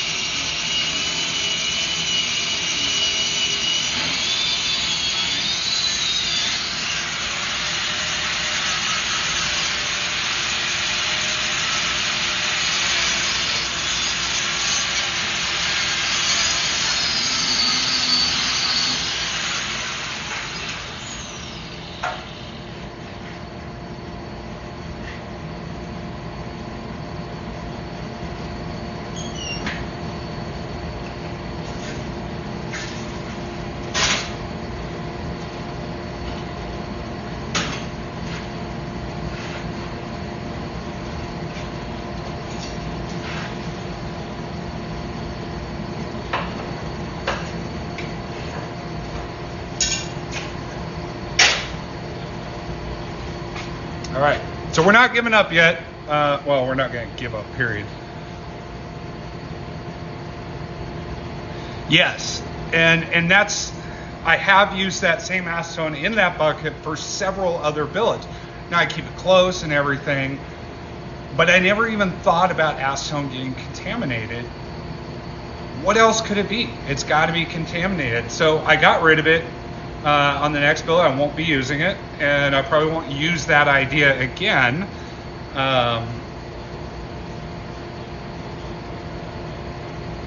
That may become my new kerosene bucket, actually, because it's smaller. The lid actually screws on and off. My kerosene bucket that I have right now, the lid is horrible.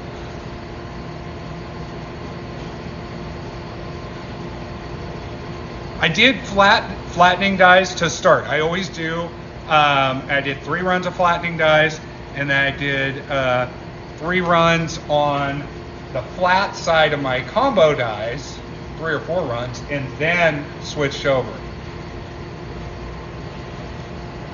Yeah, but my big issue is I've done brass Damascus before without problems. So, I mean, my first attempt failed.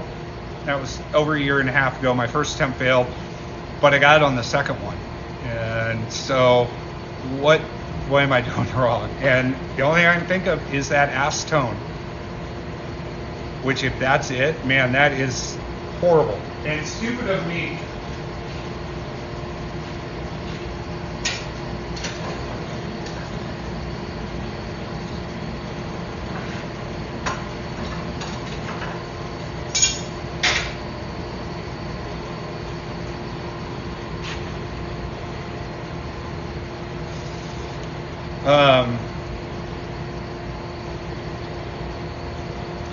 That would explain why I've had so much issues with this. Brass is really finicky.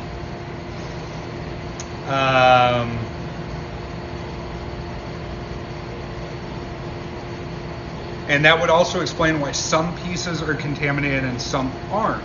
If it's up on the surface, like it's floating on the surface like oil and water, as I pull it out, it gets contaminated. And even though I'm wiping it down, I'm still not getting it all off. Hey, we're up to 13,000 likes. I appreciate it. Keep them coming. We're trying to get to 20K.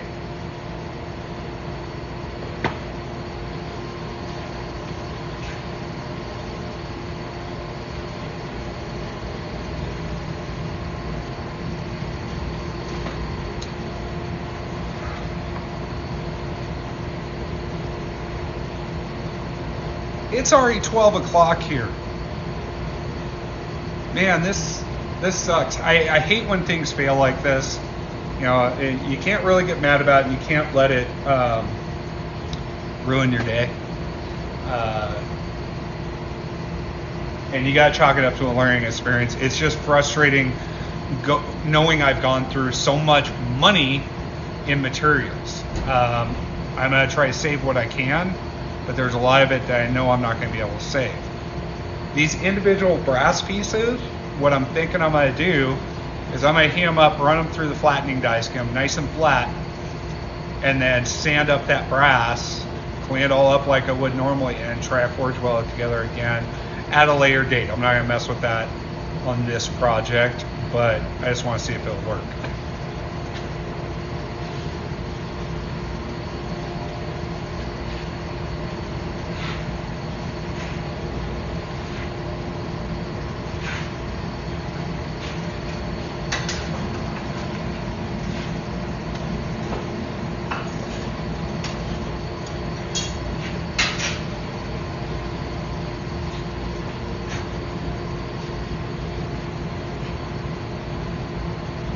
Almost 15,000 likes. Awesome. Keep them coming.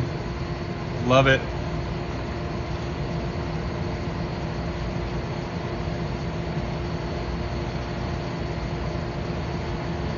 Yeah.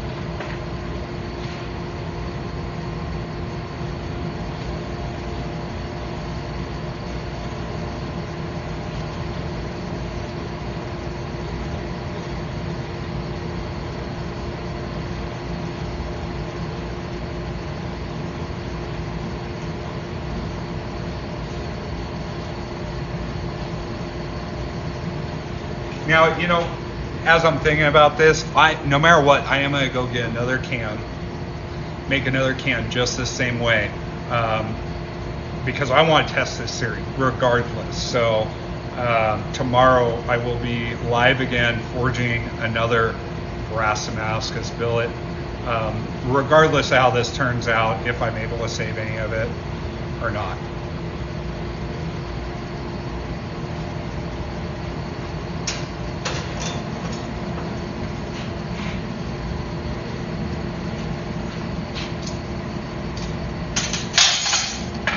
I just got to flatten it out. It's really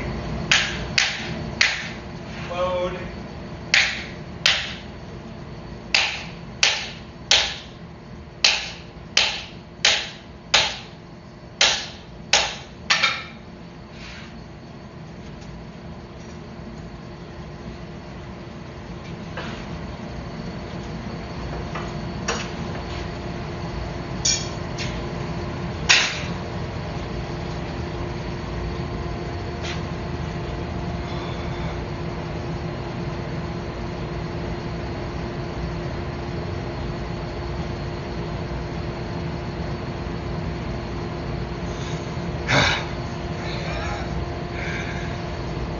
Well, fortunately, I do this full time now, and so I don't have to worry about going to a day job. I can focus on this and my special orders that I'm working on, and side projects and all that other stuff.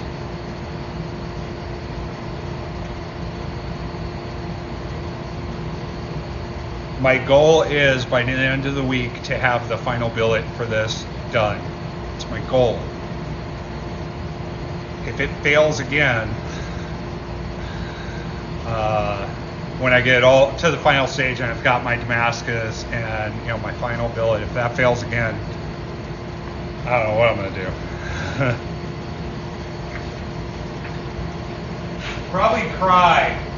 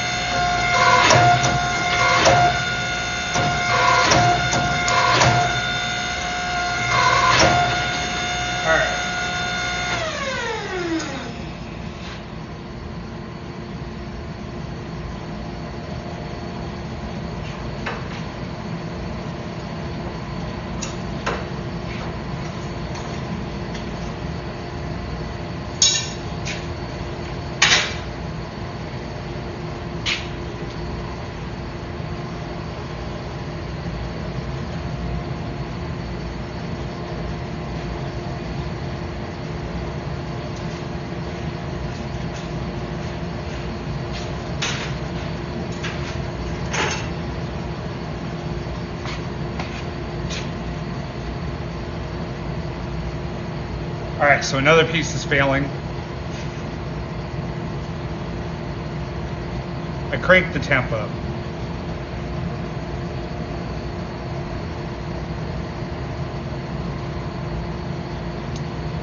I still think it's just the... Oh, wow, we're at 19,000 likes. Nice. Way to go, everybody. I really appreciate it. I'm stuck on that acetone. That's the variable I haven't thought about until today. So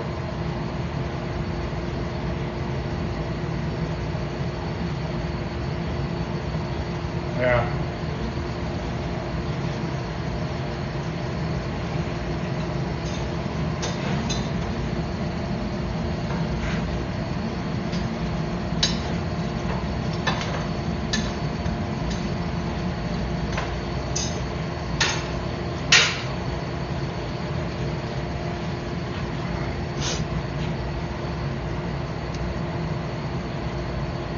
Wow, you guys are fast. 19,700. Wow. Thank you, everybody. I appreciate it.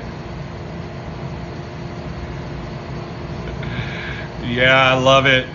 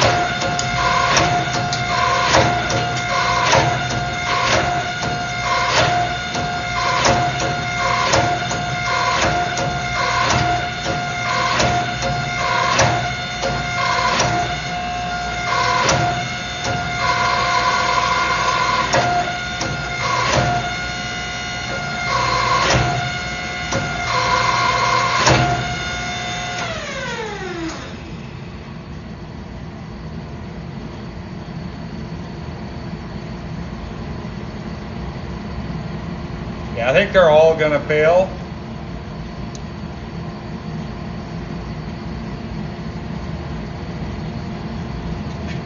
But we're gonna keep going. I'm gonna see if I can pull this piece off.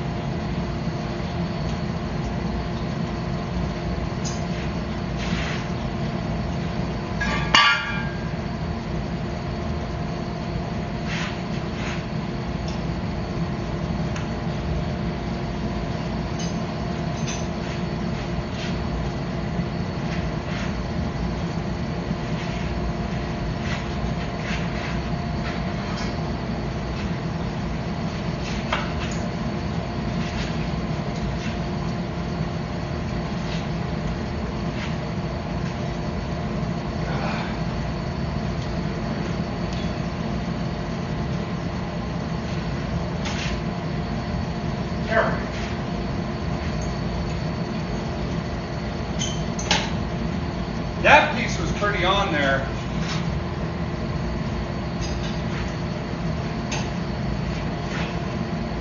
But when the D-lamps start, they just keep growing.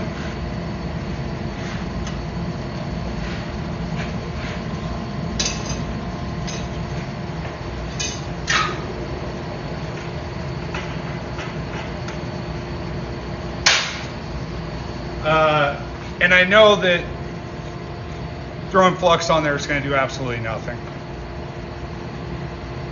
With only 9 people. Man, you guys are awesome. That's huge. Thank you, everybody. I appreciate it. All right, so I got that other piece off. We still got 3 layers of brass in there, right? There's 3.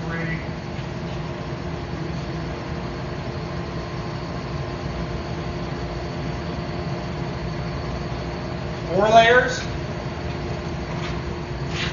3 or 4 layers, I can't remember. So we'll heat it up, we'll run it through. If it starts to delam again, I'm just stopping and we're gonna switch gears. Now, if I make another billet, do exactly the same with clean, fresh acetone, and it doesn't work, if it fails again, then what is it? I don't know.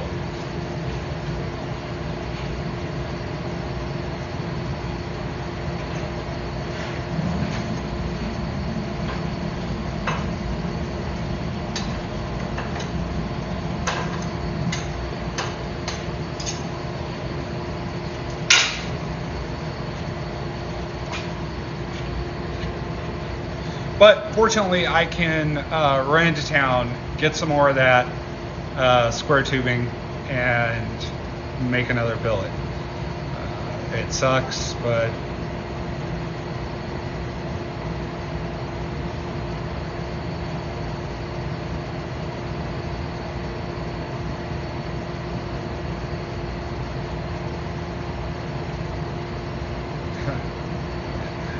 uh,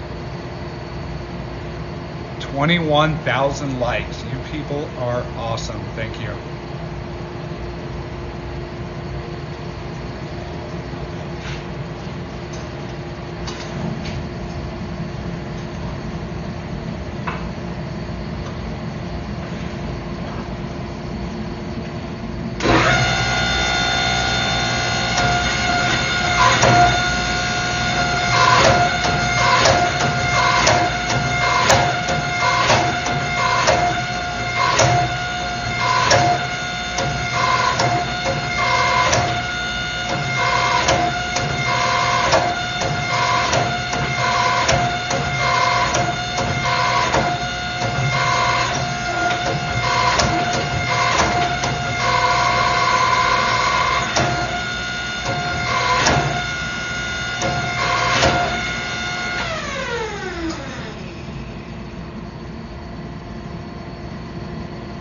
That looks solid, but we'll see.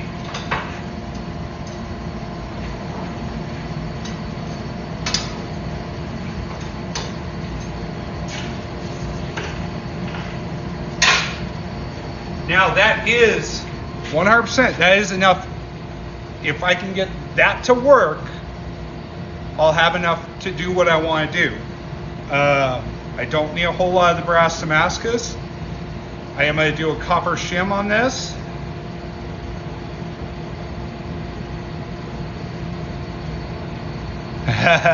Nice. I like it. 25K. Awesome. So if there's 3-4 layers of brass in there, I'm okay with that. I'm going to be doing a raindrop pattern on the final billet as well. And grinding through it, which is going to take a lot of that brass Damascus off, and I know that, and I want that. So I have a very, very thin layer down the side of the blade of that brass Damascus. And this blade is going to be a 1/4 inch thick, is what I want.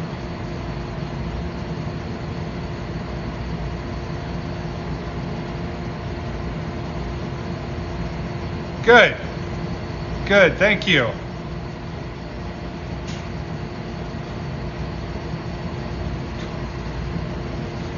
That's what I like to hear.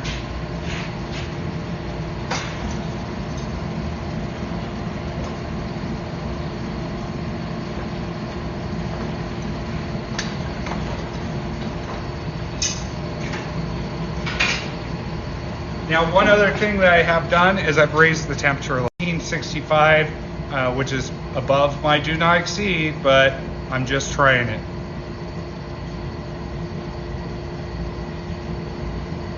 Nice. Hey, Joe, was everything intact in there? Was there any damage to the product at all? That whole situation ticks me off with the Postal Service, because My cards are in there. There's information they could have got a hold of me, especially if they say they have to open the box at that point. They could have got a hold of me and figured this out. That was just stupid.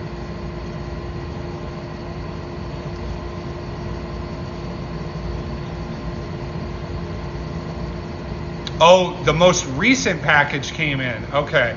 Have you heard anything more about the one that never showed up that they say they have?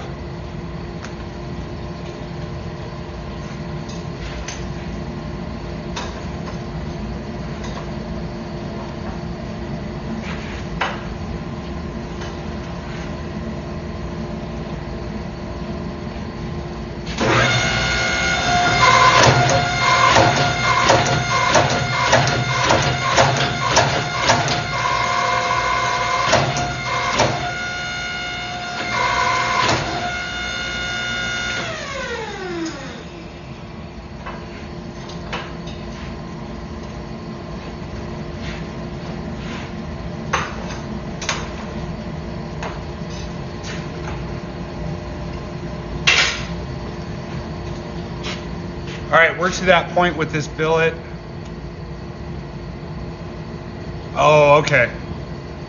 Well, I'm glad you like it.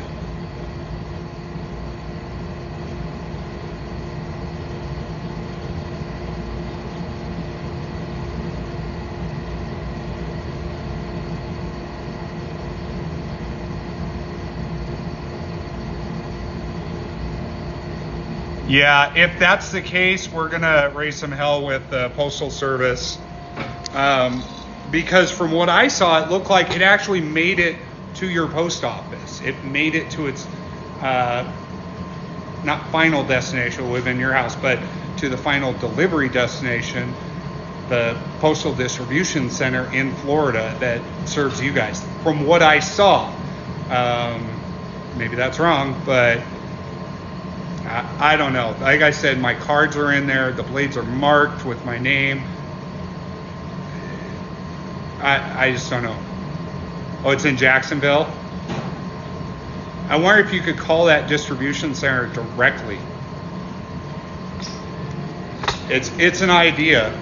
Unfortunately, and after we talked, I tried to do some more and was told by Postal Service, no, you can't do. It's up to the person that's receiving it at this point. It's out of your hands. You're not allowed to do anything. So.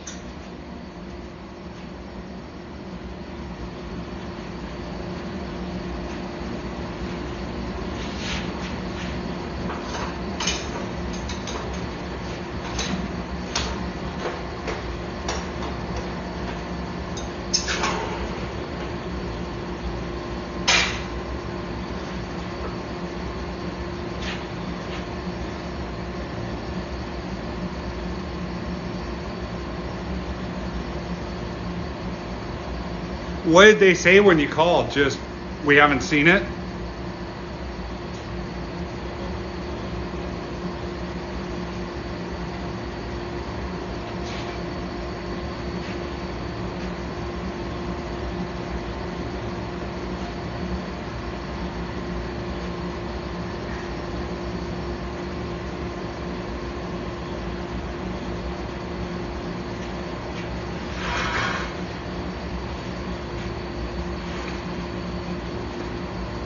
Yo, and Joe, you just let me know what you'd like to do.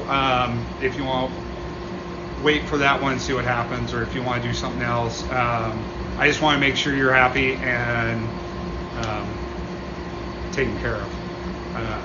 I feel bad about it, but it's like I haven't had a problem with post office losing something, so.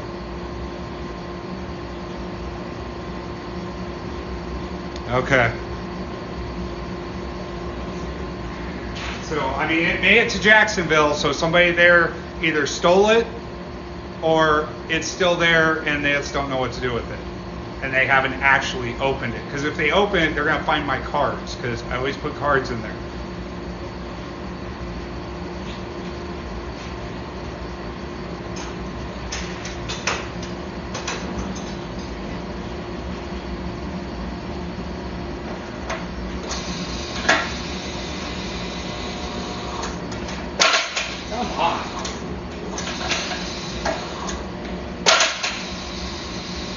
Oh, it's elam. That's why. All right, let's see if we can cut that bad spot off and keep going.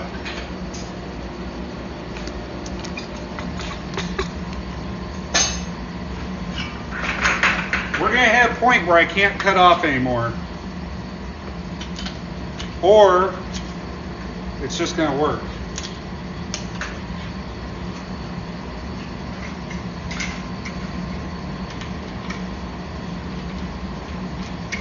But I'm a little anxious to try that acetone thing.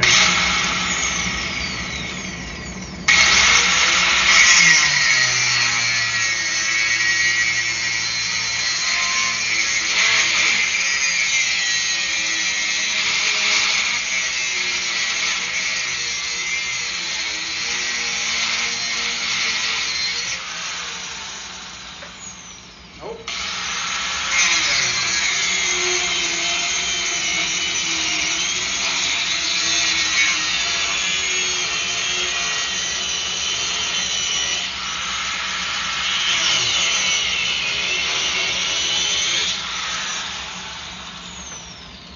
That may be just toast.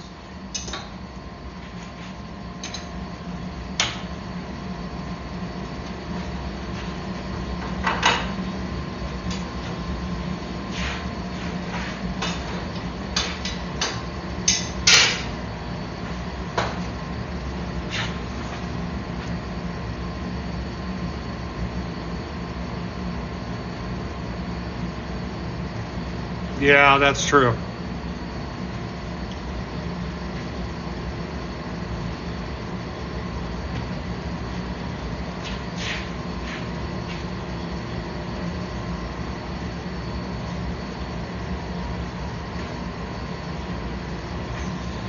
Yeah, it was insured for part of it.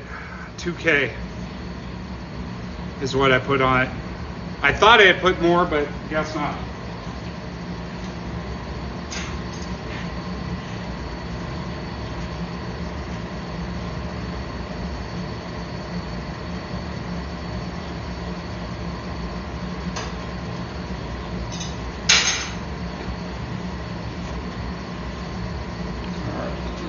Back over here so you guys can see the rolling mill.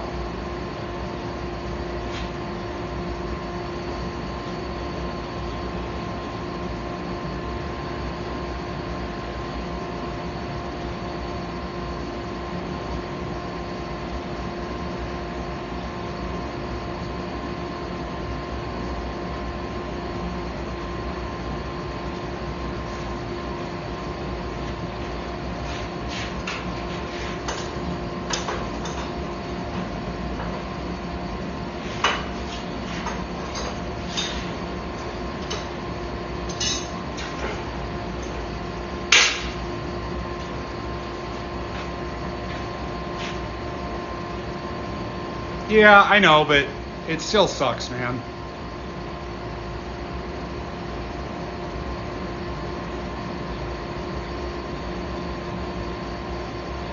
And you know it's somebody's fault. Somebody somewhere, somehow.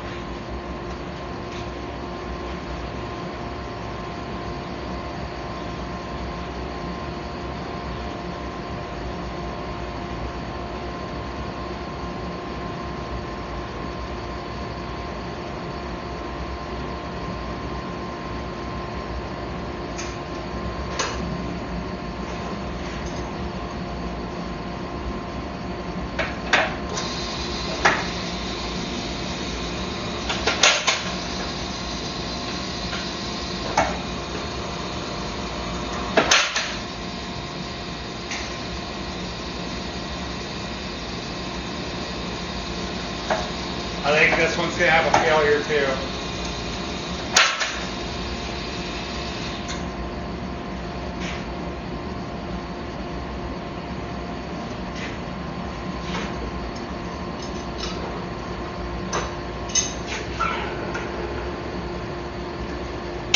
We're just slowly taking pieces off of this billet. They're just slowly failing. Yeah, it sucks, but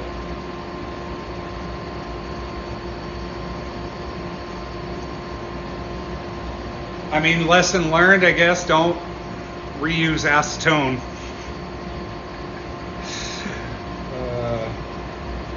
The funny thing is, I've been using that acetone in the bucket for a while now,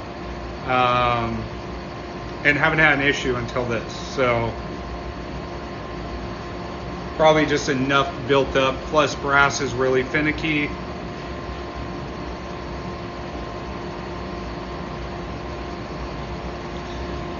But I've got more red brass right here, so I'm actually going to take it with me and get the metal place to cut it into 2-inch strips for me, so I don't have to worry about it. But like I said earlier, I'm going to go a little bit later, buy more of that square tubing material so I can make another canister, and tomorrow I will be live again and redo this stupid thing.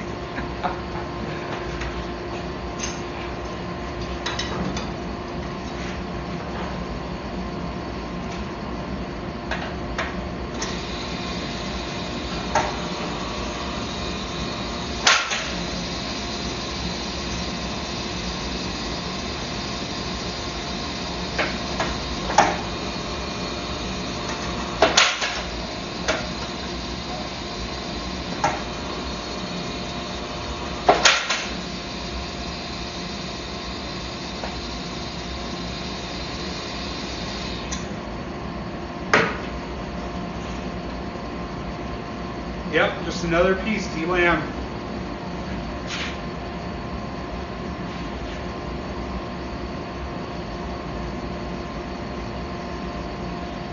I wonder how far it goes down.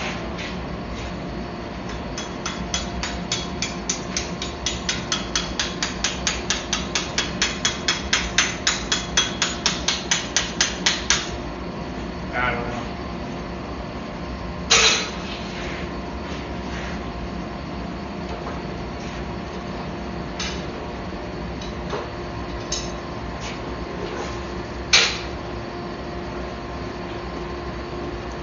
All right, lessons learned, mistakes were made.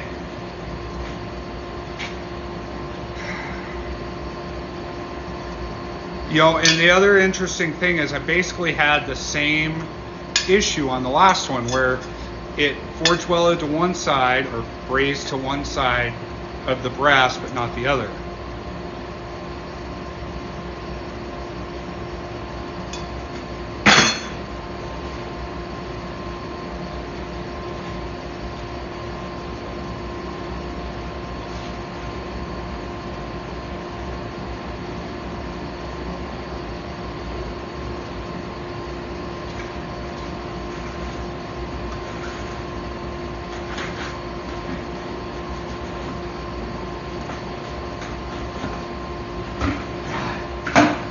I hate that bucket. We'll be using that smaller bucket.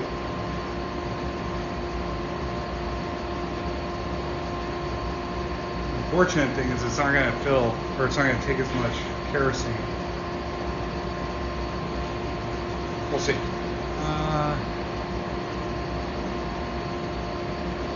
Hey James, thanks for stopping in. I appreciate it. You too, man.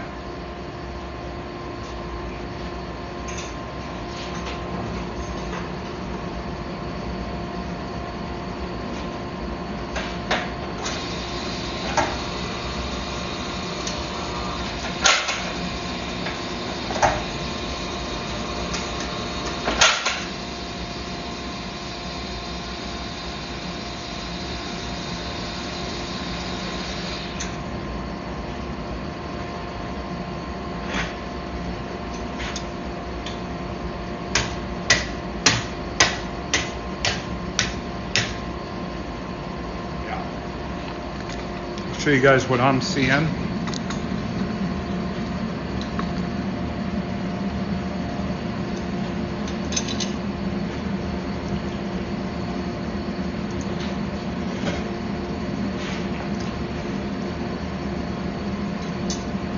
So same thing, it's forge welded, you know, on this one it's actually forge welded in different spots. It's kind of weird, but it didn't adhere to everything.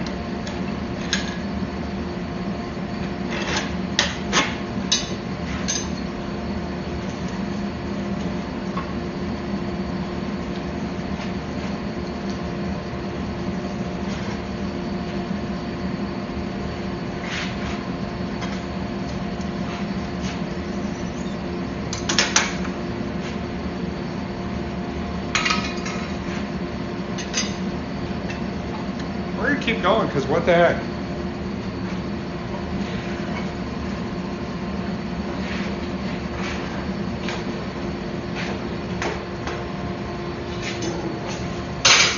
Now at this point, it's probably not enough to use in my billet,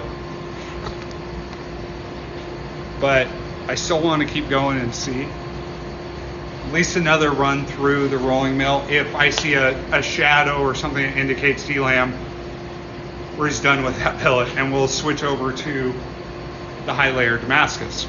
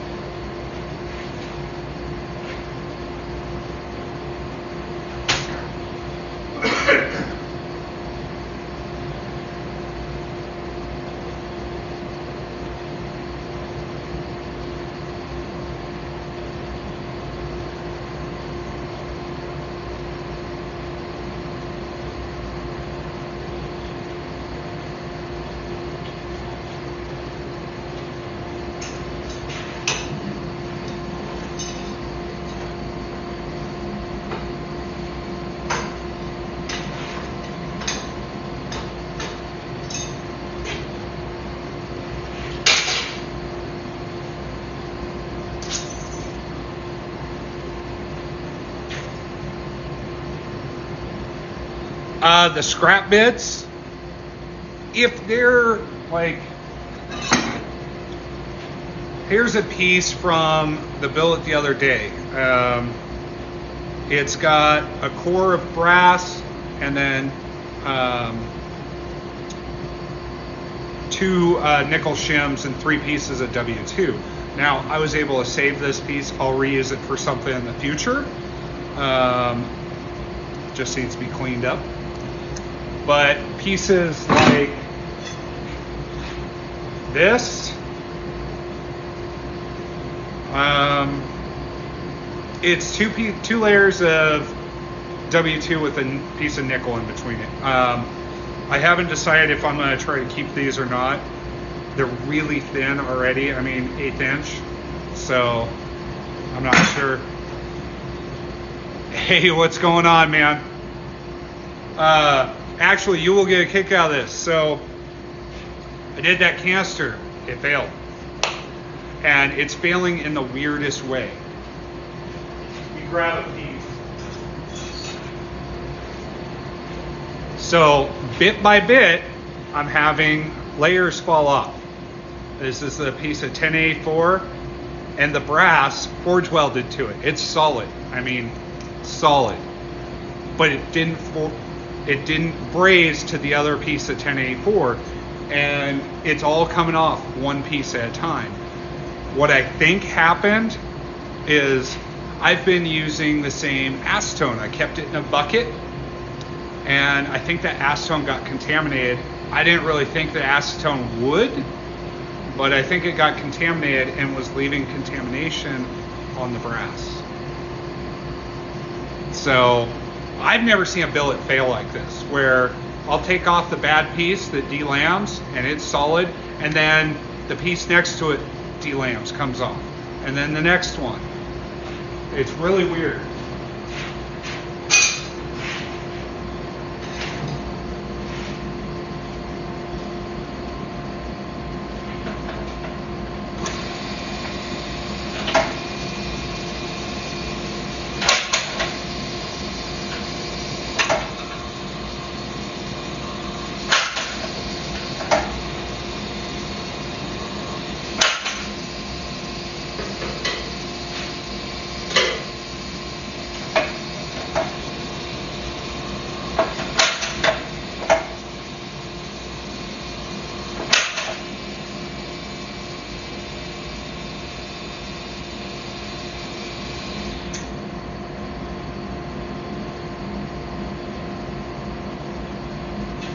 So I mean, this looks fine, and it's still got a piece of brass in it.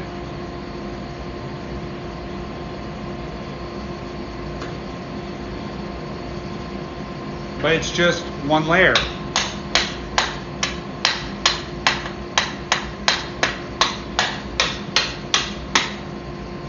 And I don't know if I like the way that sounds.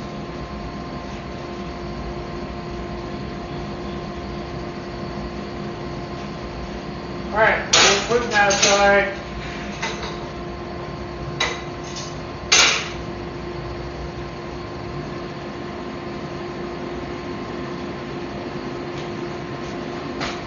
All right, so I put that aside. We cranked up the temperature. We're going to do the Damascus billet. And once I'm done with that, I'm going to run to town and grab some more of that tubing. And I'm going to do another billet tomorrow the same way, but with fresh, clean acetone, and see if that makes a difference. Yeah, it sounds hollow. So what's happening, and I have a whole pile of this, the pieces are delamming, but only on one side of the brass. It adhered to the opposite side just fine. I don't think it's a temperature issue. I really just think it was the contamination. Maybe I am running a little too cold, but I kind of doubt it.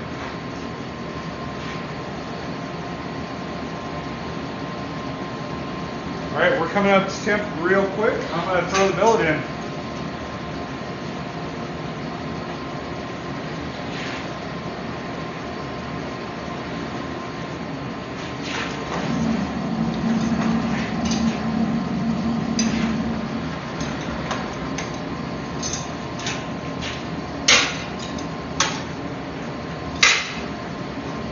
All right, that is our 3200 layer billet Damascus. Well, it will be once it's forge welded together.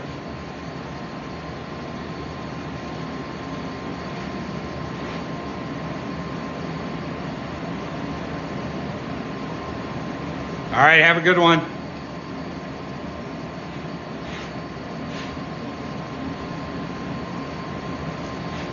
Yeah,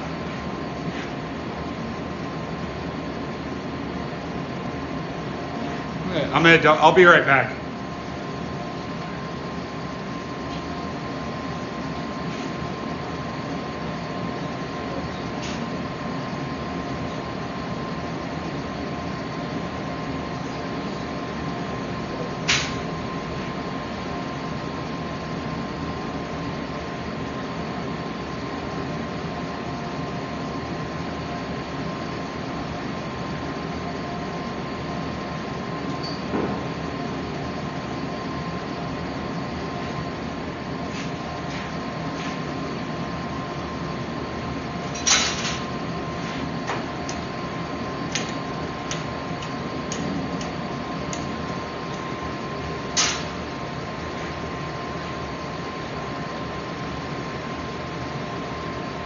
All right, now we just got to do the waiting game for that billet to get up to temp.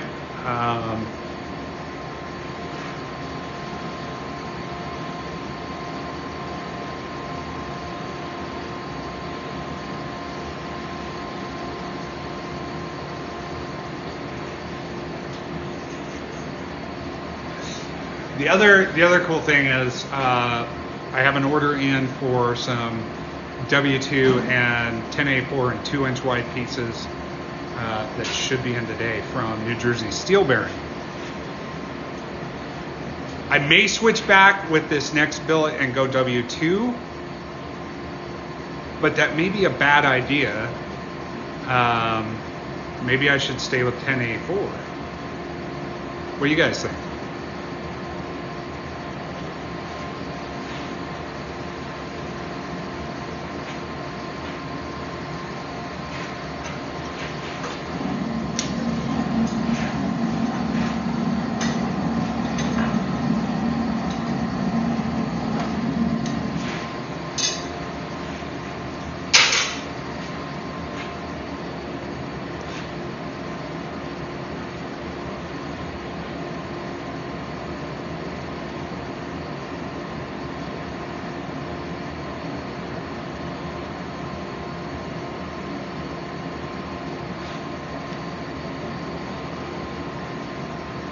All right, I'm going to do something while we wait for that.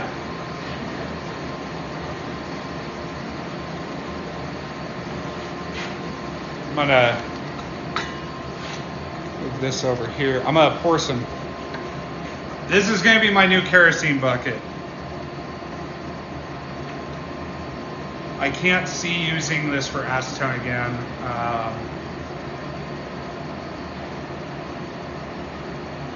Unless, of course, we do it again with fresh acetone and it fails again.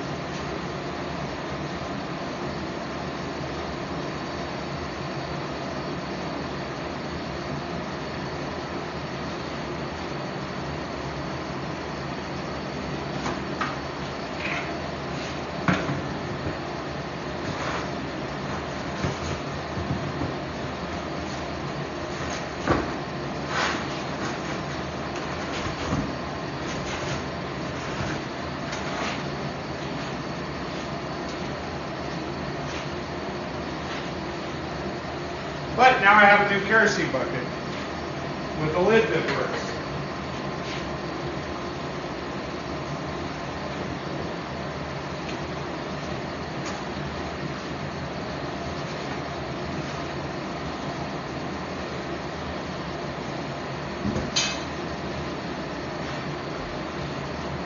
And the other cool thing is it's smaller, so I can get it out of the way easier. Hey, how you doing?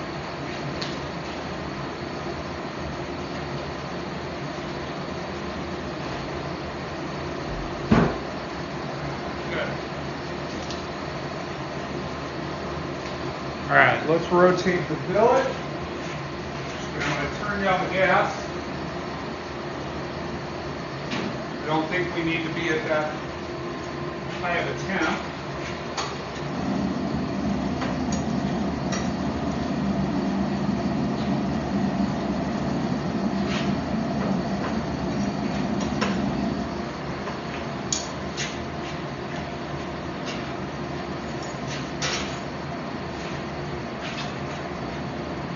Okay, Big Sway, how you doing? Alex, how you doing? Yeah, I have an hydraulic press right there. Coal iron, 16 ton. And I have a power hammer. Yang 48, is that right?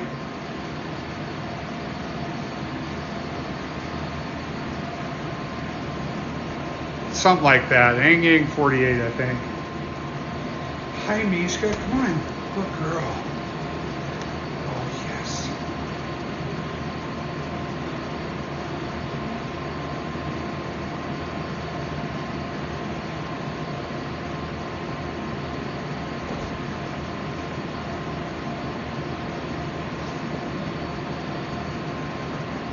Good girl. Yeah.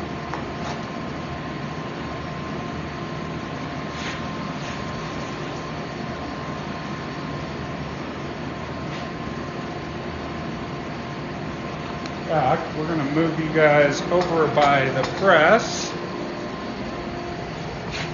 I'm not going to bother putting my flattening dies in because this billet is pretty skinny, and so I can use the flat side of this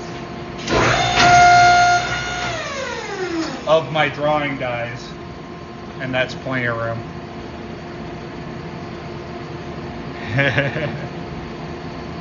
What's the price? For the coal iron, I think it's around $7,000. I think I bought this a while ago. For the power hammer, that was like 11 delivered. 11,000. I think that's what it was. Maybe 10. I can't remember for sure, but.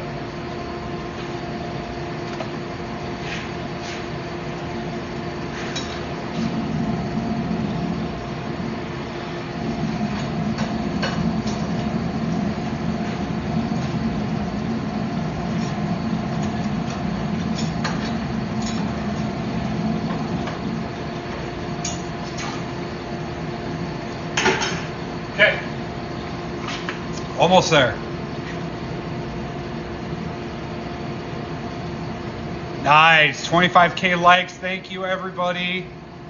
I really appreciate it. Hey, I don't blame you. That's a lot.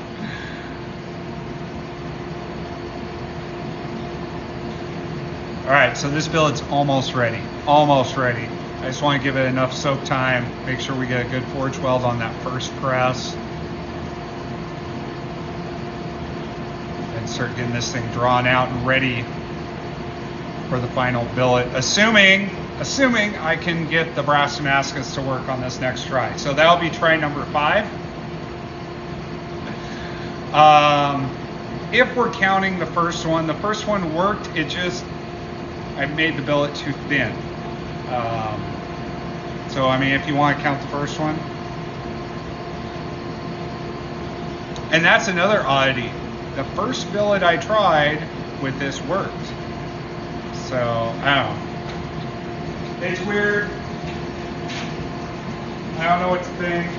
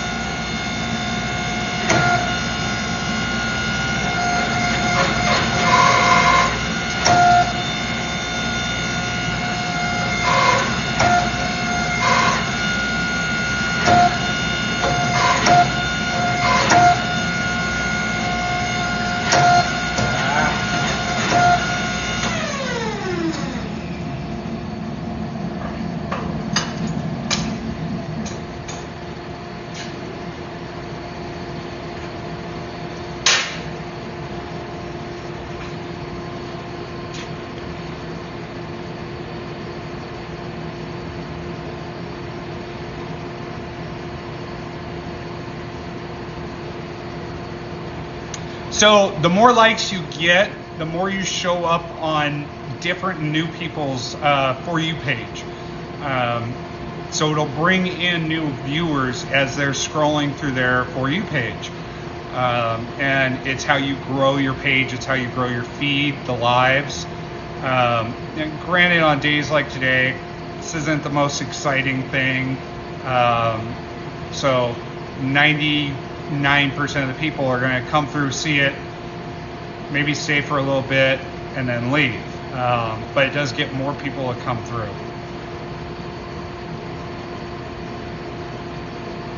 Big Sway, I would prefer a 25-ton press, 100%.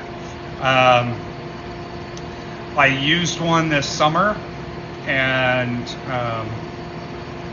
it was a huge difference. So much so that it surprised me, and I messed up my billet because of that, because I didn't expect it to be that big of a difference.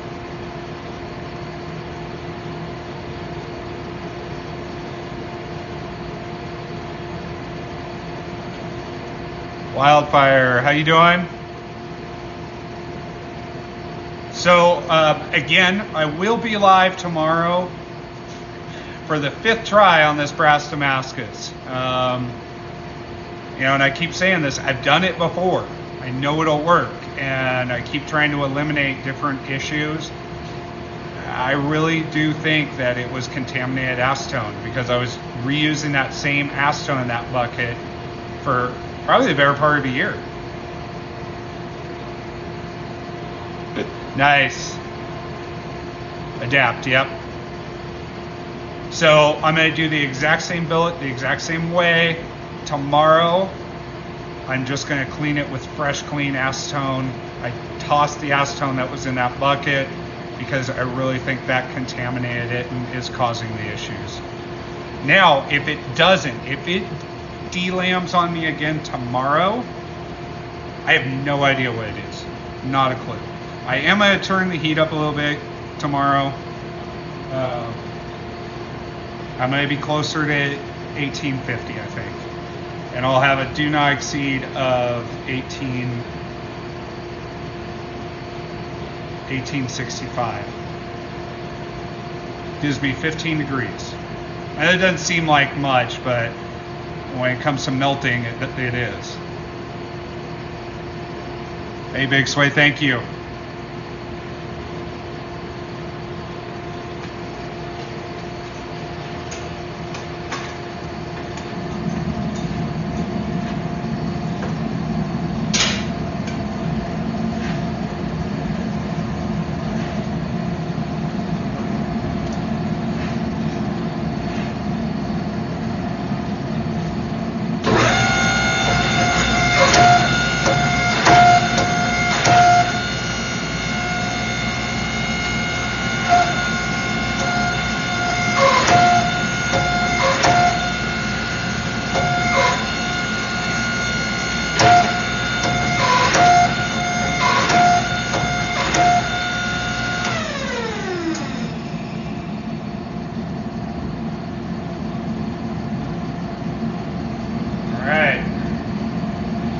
I need to cut off that high point.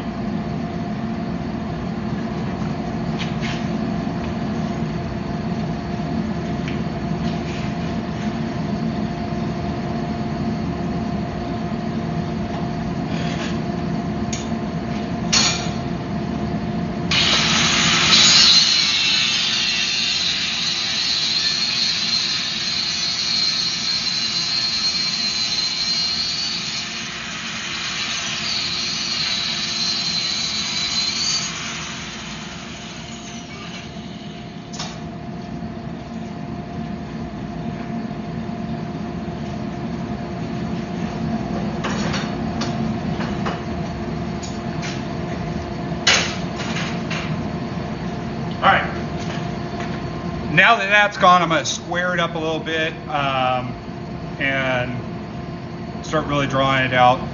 We're not going to go too far with it, but we'll get a little bit more length, probably at least double the length that it's at. Smite the steel.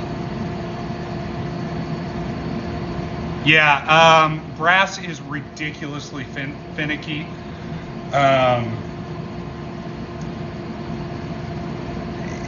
There's not too many people out there that mess with it at all. Now, I know Baker Forge,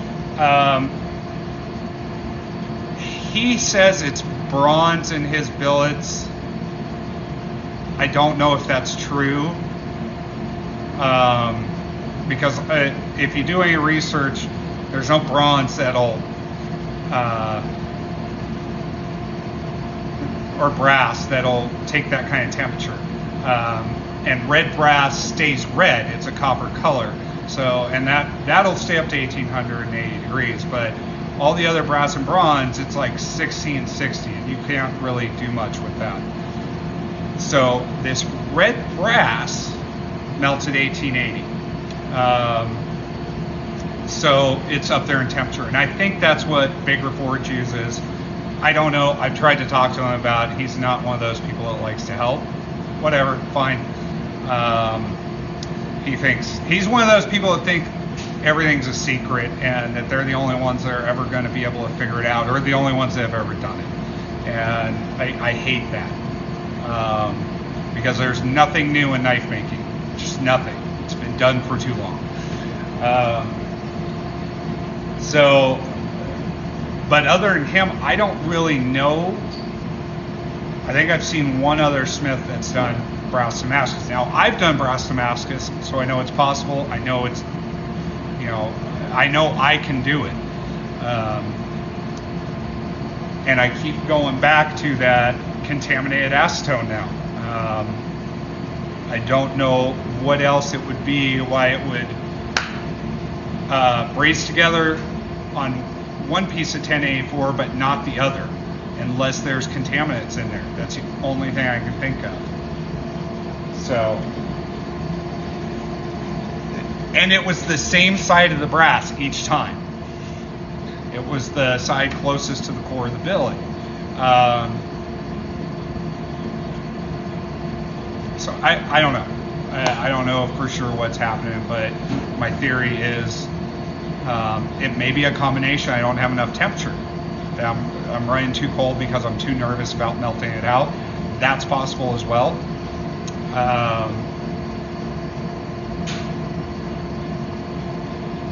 And there's not really a way for me to test that with the piece. I was just thinking maybe I could test that with what I have, but no, it's already failing, so that wouldn't be a fair test or an accurate test. So tomorrow I'm going to do the same thing. I'm going to clean it with fresh acetone. And if it fails from there, I don't know. I have no idea what it is. I have no idea what I'm going to do other than try again. But we'll see. We'll see.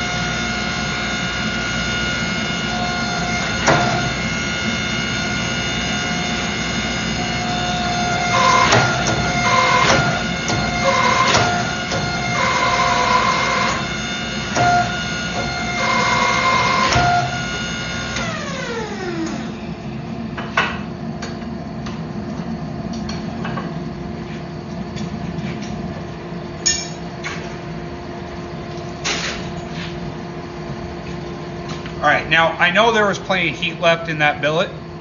I could have kept going with it, but because I'm putting so much stress in areas that it doesn't like, you know, when your pieces are like this and you're putting stress on it that way, it's going to want to split those pieces. And so I want as much flexibility in the steel as possible so it moves really easy and doesn't want to try to separate.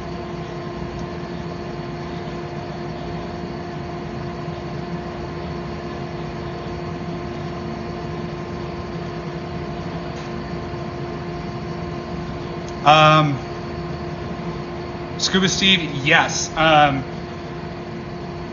seen that done, and I think that's one way of doing it. Now, my other brass Damascus that has worked, I did not do that. So I know you don't have to do that. But if this next billet fails, I will probably try that.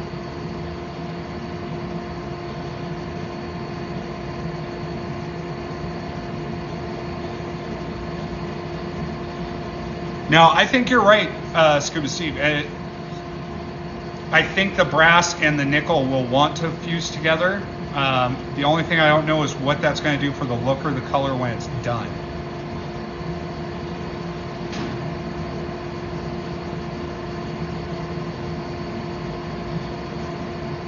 The phase diagrams? What do you mean, Big Sway? Do you know something I don't, Big Sway?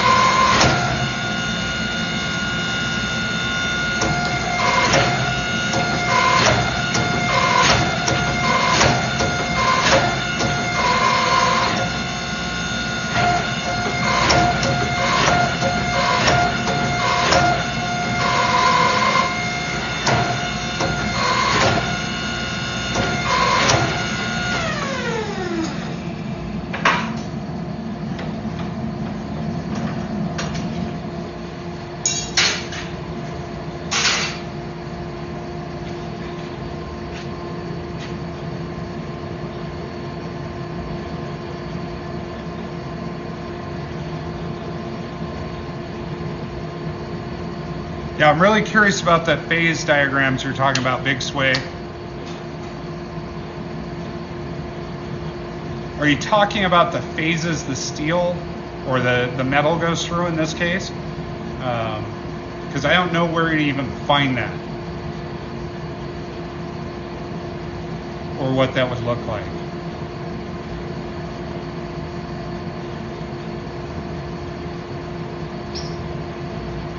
Okay, I'll do some research tonight.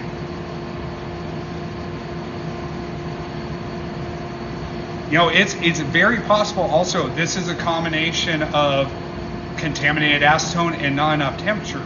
But if it is, why did it forge weld to one side and not the other?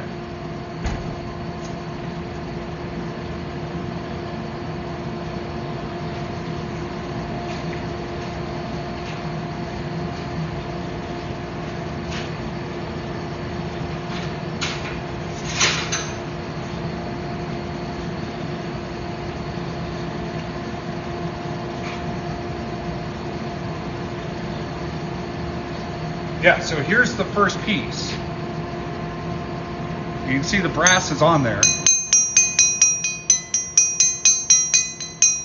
That sounds good all the way down. So that's solid. That's brazed on there. But why didn't it braze on this side? That's the $1 million question today.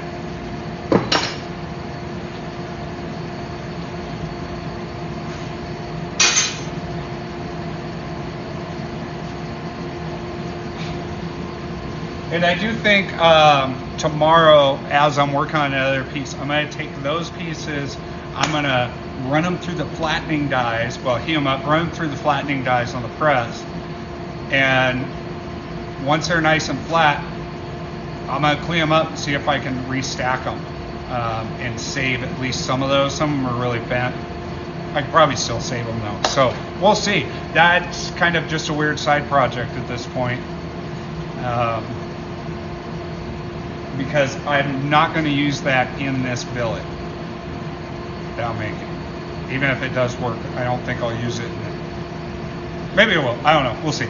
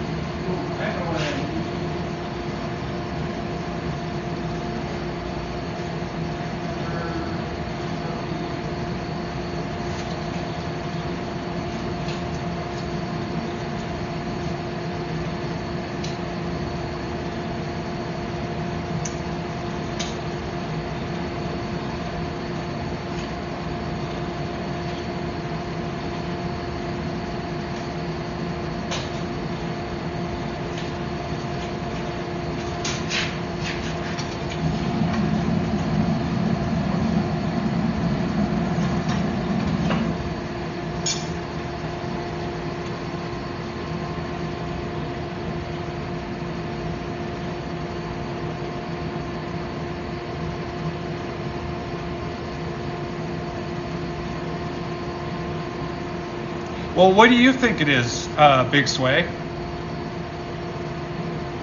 Because I'm curious and I'm kind of,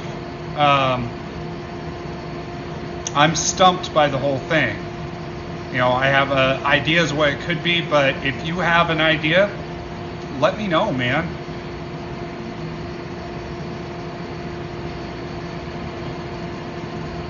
Hey, how you doing?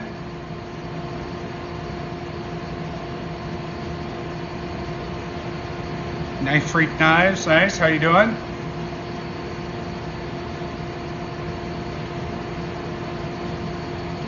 All right, so the problem is I've been working on doing a billet of brass Damascus. I've done this before, so let me preface with that is I know it's doable. I've done it before, but I'm now on my 4th failure of this brass Damascus, and I'm going to try again tomorrow. What I think my problem was, and may have been for a lot of this, is I've been using acetone that's been in a bucket for the better part of a year, just reusing that same acetone, and I'm wondering if it was contaminated somehow. So I dumped that acetone out, it's gone. I'm going to use fresh acetone in the billet tomorrow.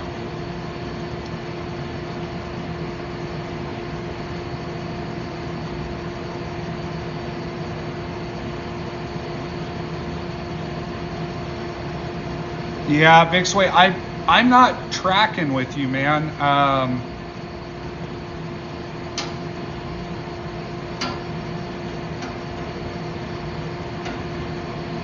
I don't know.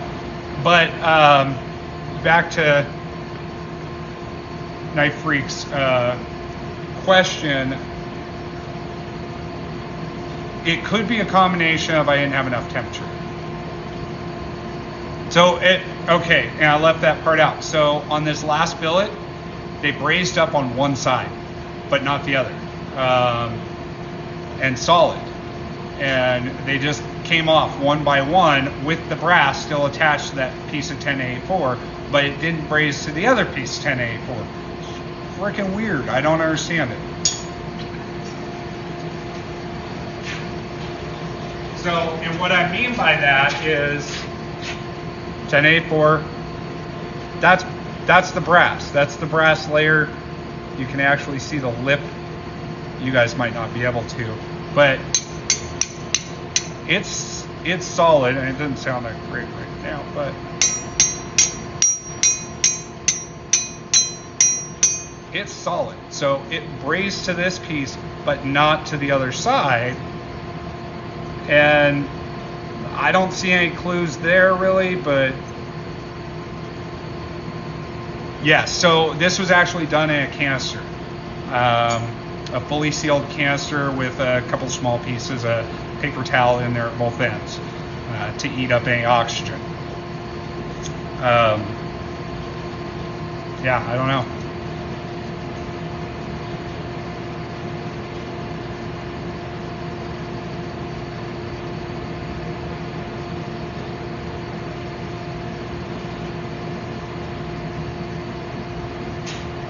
So I think what you're saying is, Big Sway, is making sure that every piece is exactly the same, which I think I do. That's my intention. I really try hard to do that. So, but is that what you're getting at?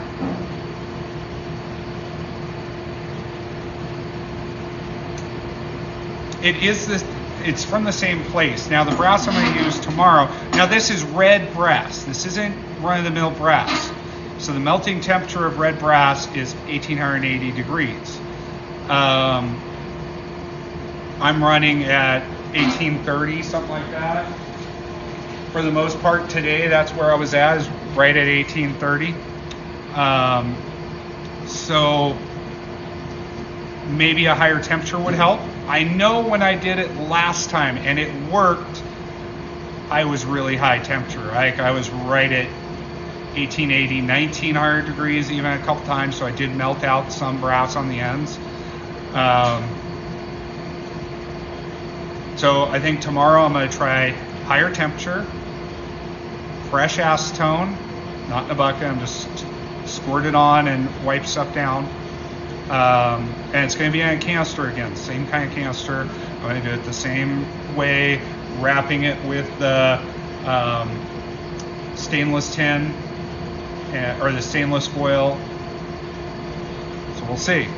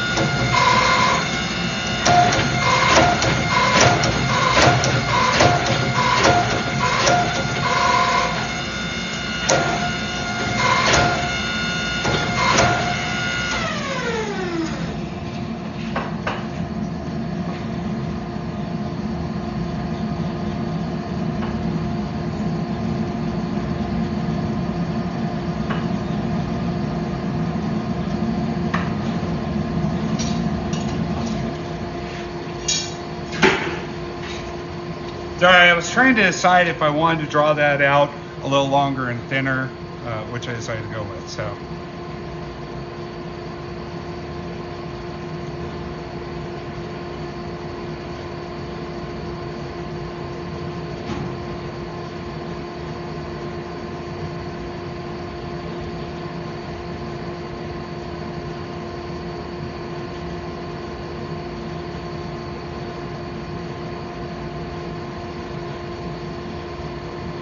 Okay, so Knife Freak, you're saying you turn on diagonal to get your random.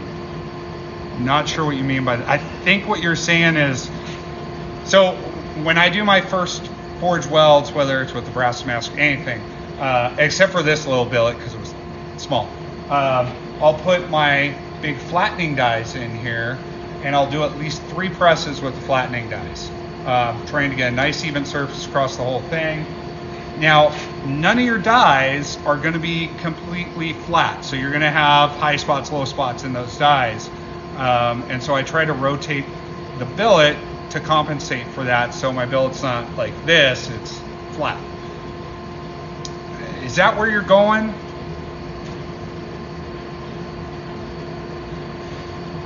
Very true, Joe.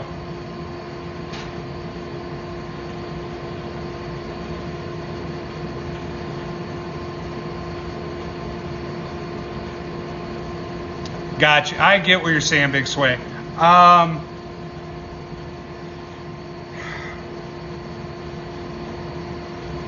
As long as the surface is clean, because the materials are the same material all the way through, whether it's the piece of steel or the piece of red brass.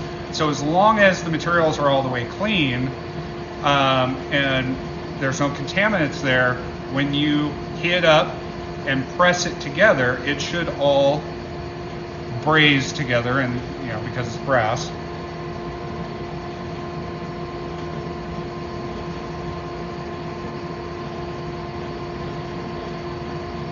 Yeah. Knife Freak, yeah, you can put a ladder pattern in your billet by just using drawing dies and skipping, instead of doing every spot, you can skip a spot and it'll give you that look without losing any kind of Damascus by grinding it off.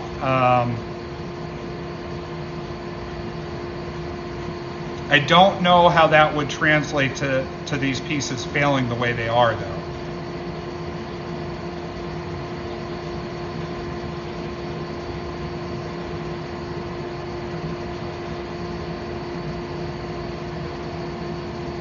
Okay, so you're saying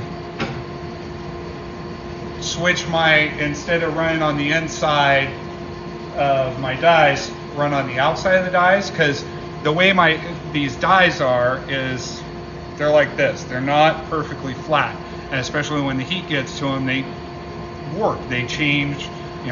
Heat expands things. That's my only. I don't know.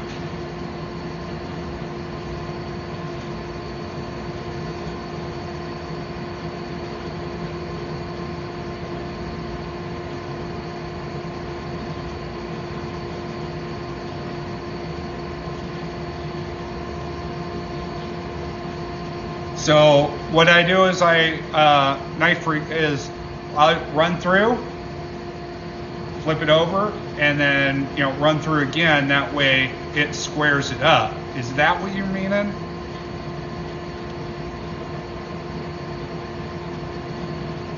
Hey, Big Sway, it makes it fun for me too, and I want it to be entertaining for you guys. I want it to be fun for you guys as well, and. Hell, you guys might have an idea of something I haven't thought of, or, maybe somebody will pop in and be like, oh yeah, I do brass Damascus all the time. You're an idiot. Do it this way. That would be cool.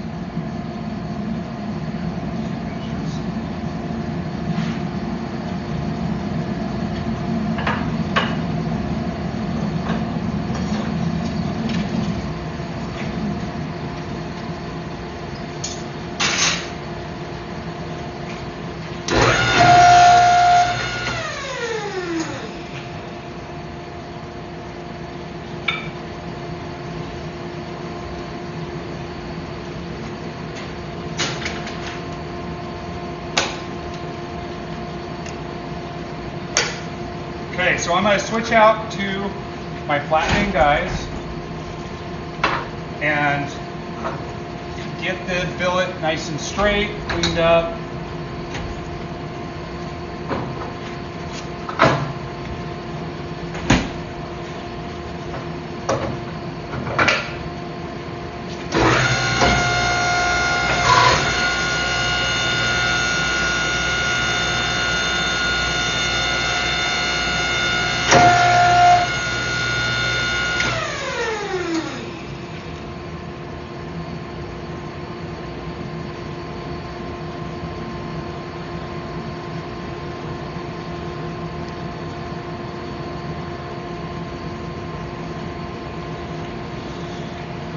Just hit the weld.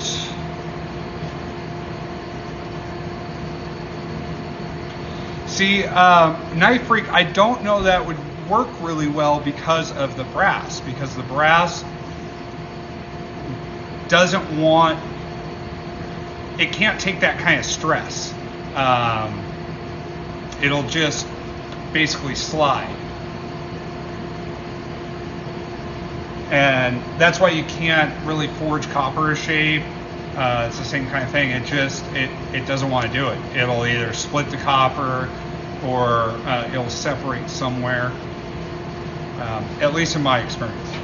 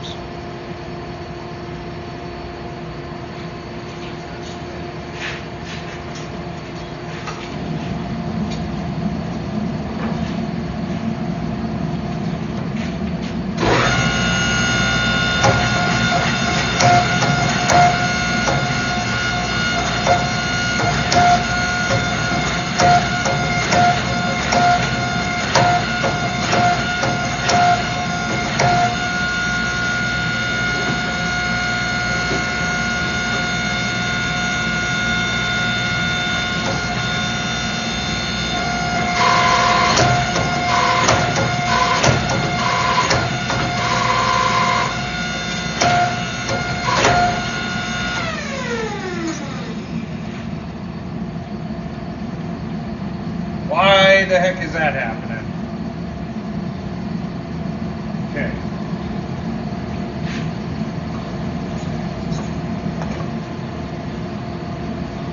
Alright, give me a sec. I gotta fix something.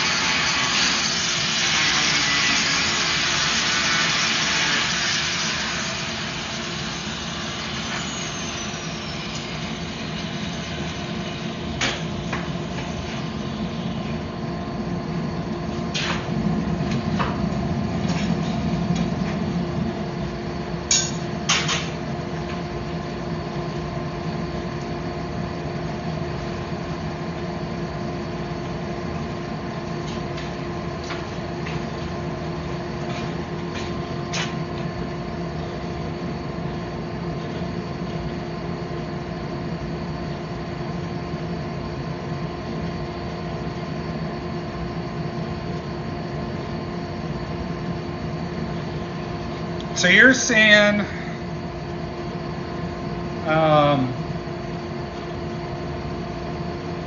after you do your press, your initial press on your flats, you're saying turn it on its corner and make it into W's and then reflatten it? If so, I've never heard of that.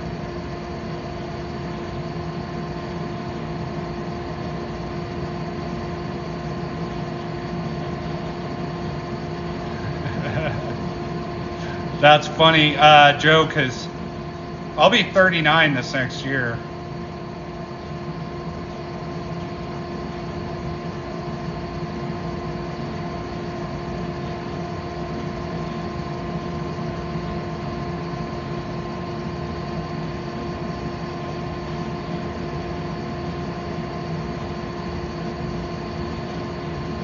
Put the side of the billet to see if it's the 10A4. I don't know. I'm not tracking on that one.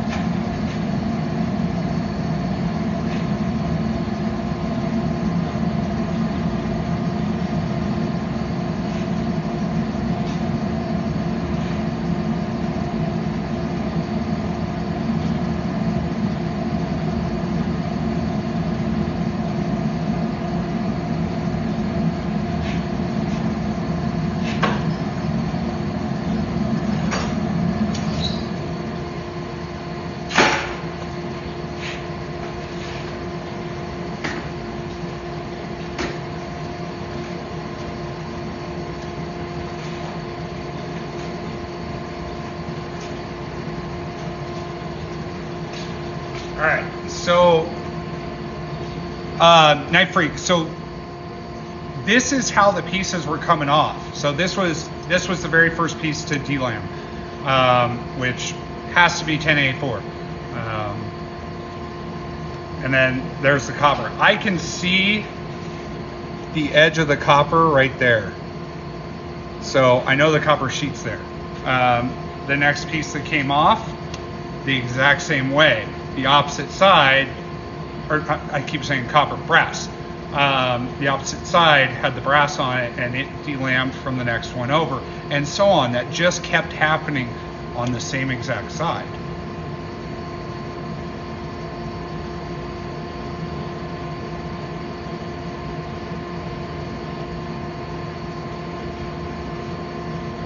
I think on the next one, I'm not going to use my combo dies because maybe they're way too out of flat and it's causing a bubble in here. But no, that would do it to both sides then, right?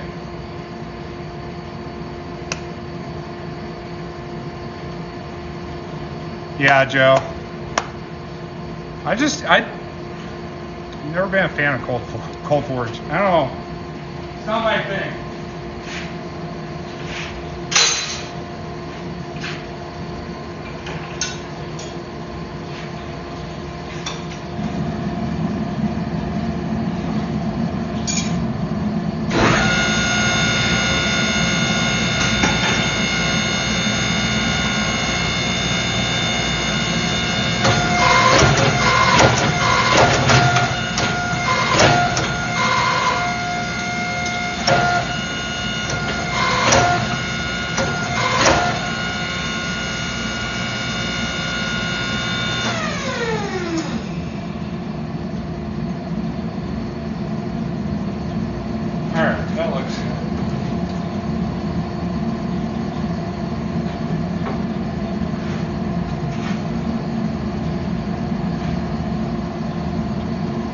So when I did the sides, I had that raised piece and I didn't grind it off flat, and it actually caused it to separate just at the edge a little bit.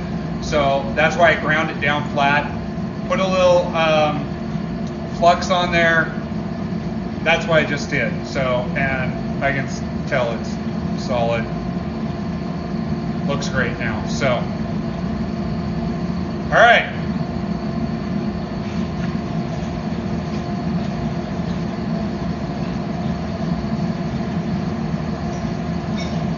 Actually, we're gonna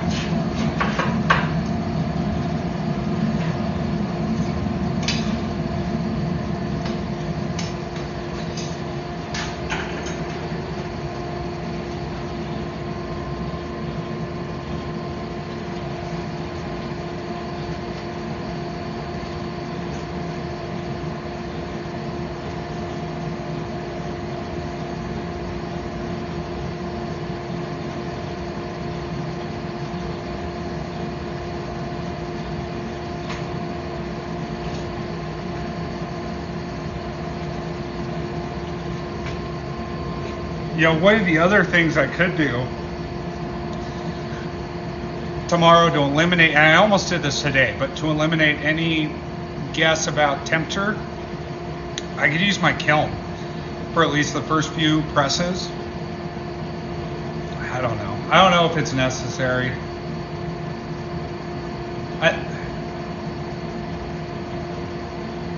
I'm gonna stick with the plan. Oh, that's what I was gonna look at too.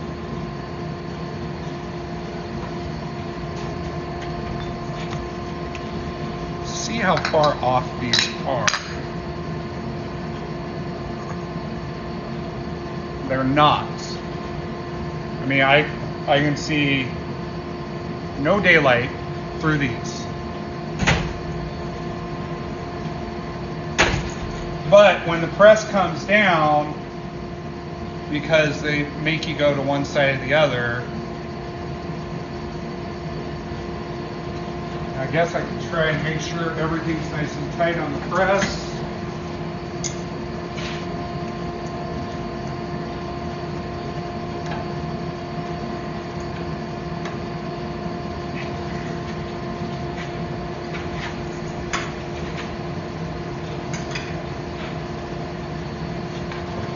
Those definitely aren't the problem.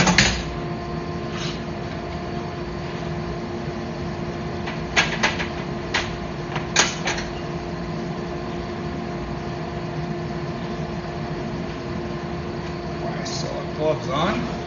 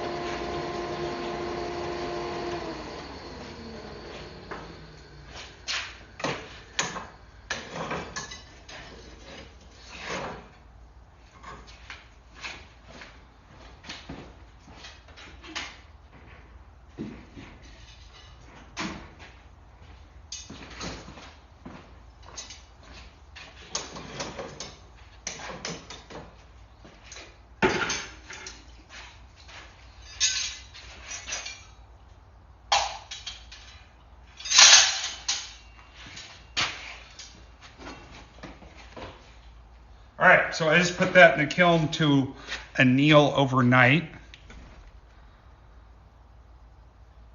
Okay, Knife Freak. Yeah, I'll hit you up. So that billet we just did, that's 3,200 layers. It should actually have kind of a cool pattern because the way it's set up, it's 200, 400, 200, 400. So it's 5 layers of 400 Damascus and 6 layers of 200 Damascus. So hopefully I'll give it kind of a neat pattern. I also think it's going to have a lot of random movement in it. So hopefully that'll be neat. I think that's plenty of steel.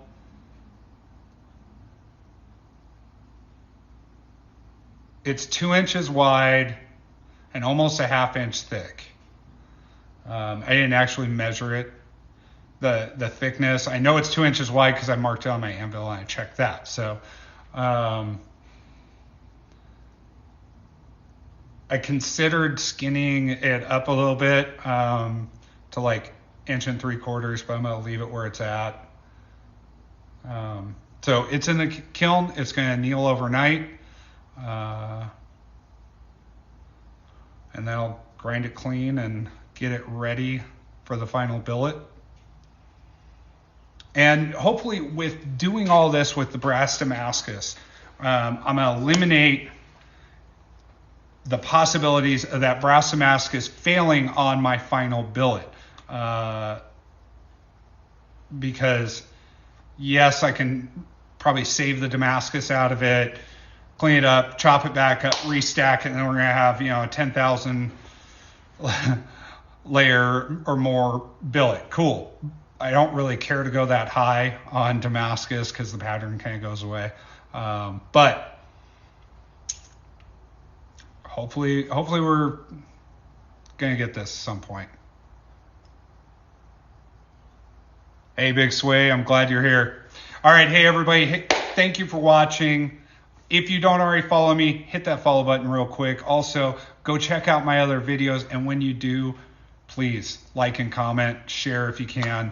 It really helps out. So, yeah, as always, be kind, much love, and you all have a great week. I will be back live tomorrow morning for round number 5 of this brass Damascus fiasco. All right, see you guys later.